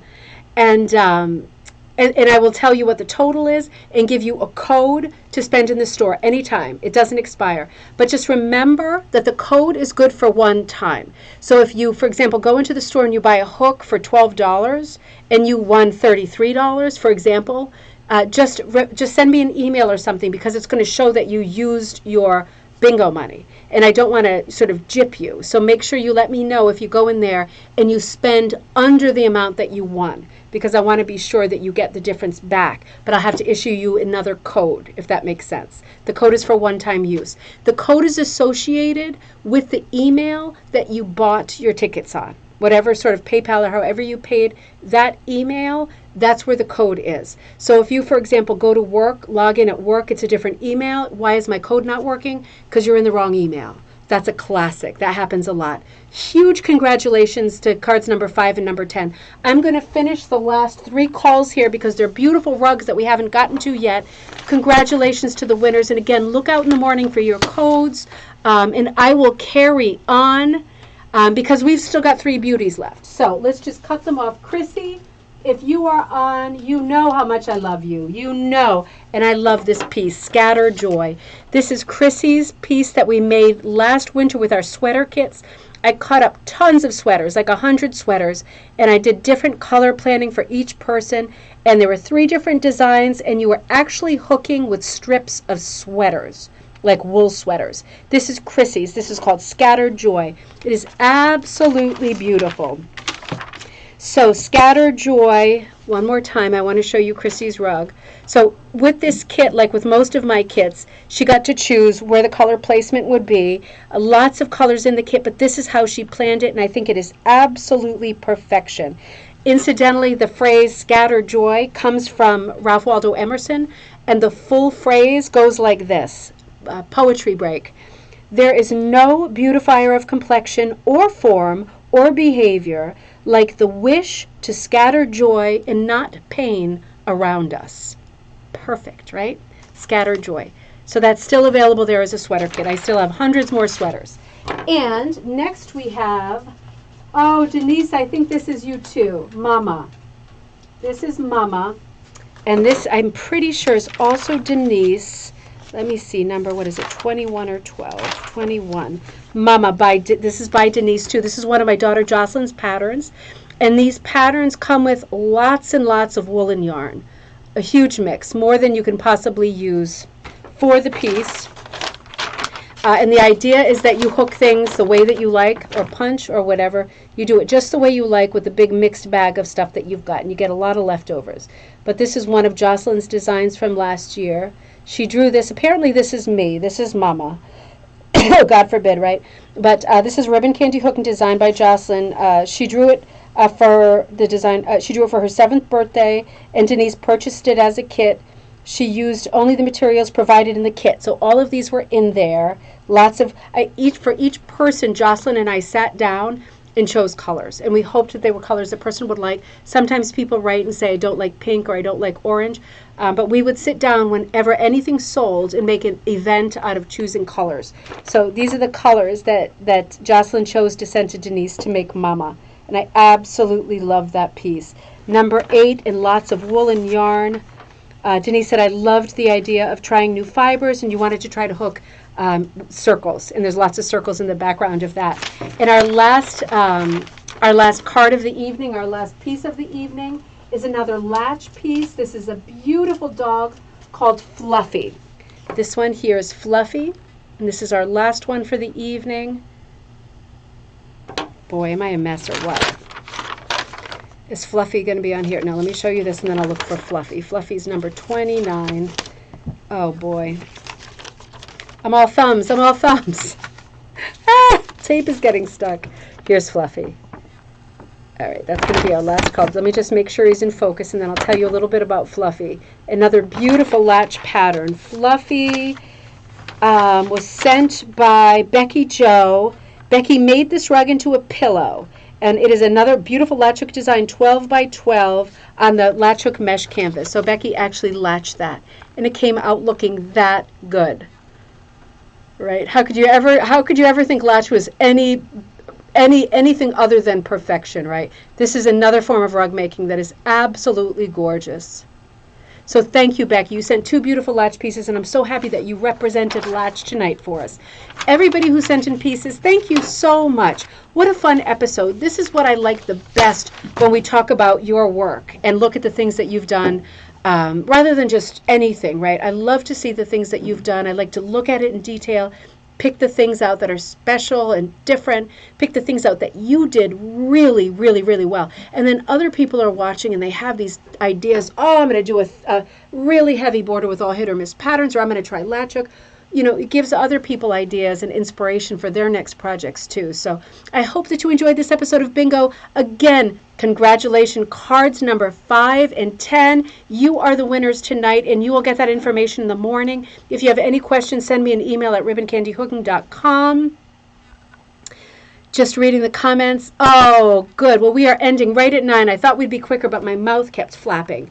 So have a great weekend, everybody. I hope it was fun. It was definitely fun being with you. I will be with you Monday for coffee time, a regular program of coffee time next week. Monday, Tuesday, Wednesday, Friday. I missed you on Wednesday, so I will be with you next Wednesday. We will have a full program, be talking about history and reviewing books and everything to do with rug hooking and punch needle and latch hook. Have a great weekend, everybody. I enjoyed seeing everybody's rugs so much. You are all so talented. You are all masters. You all did such special work personalizing your rugs, and you shared with us tonight stories about your pets, special times in your life, special images. It really meaningful for a Friday night. I think it really launched the weekend on such a happy note of shared energy and interest. We all have so much in common. It's so good to share. Thank you, everybody. Have a great weekend, and I will see you on Monday for coffee time. Take care until then.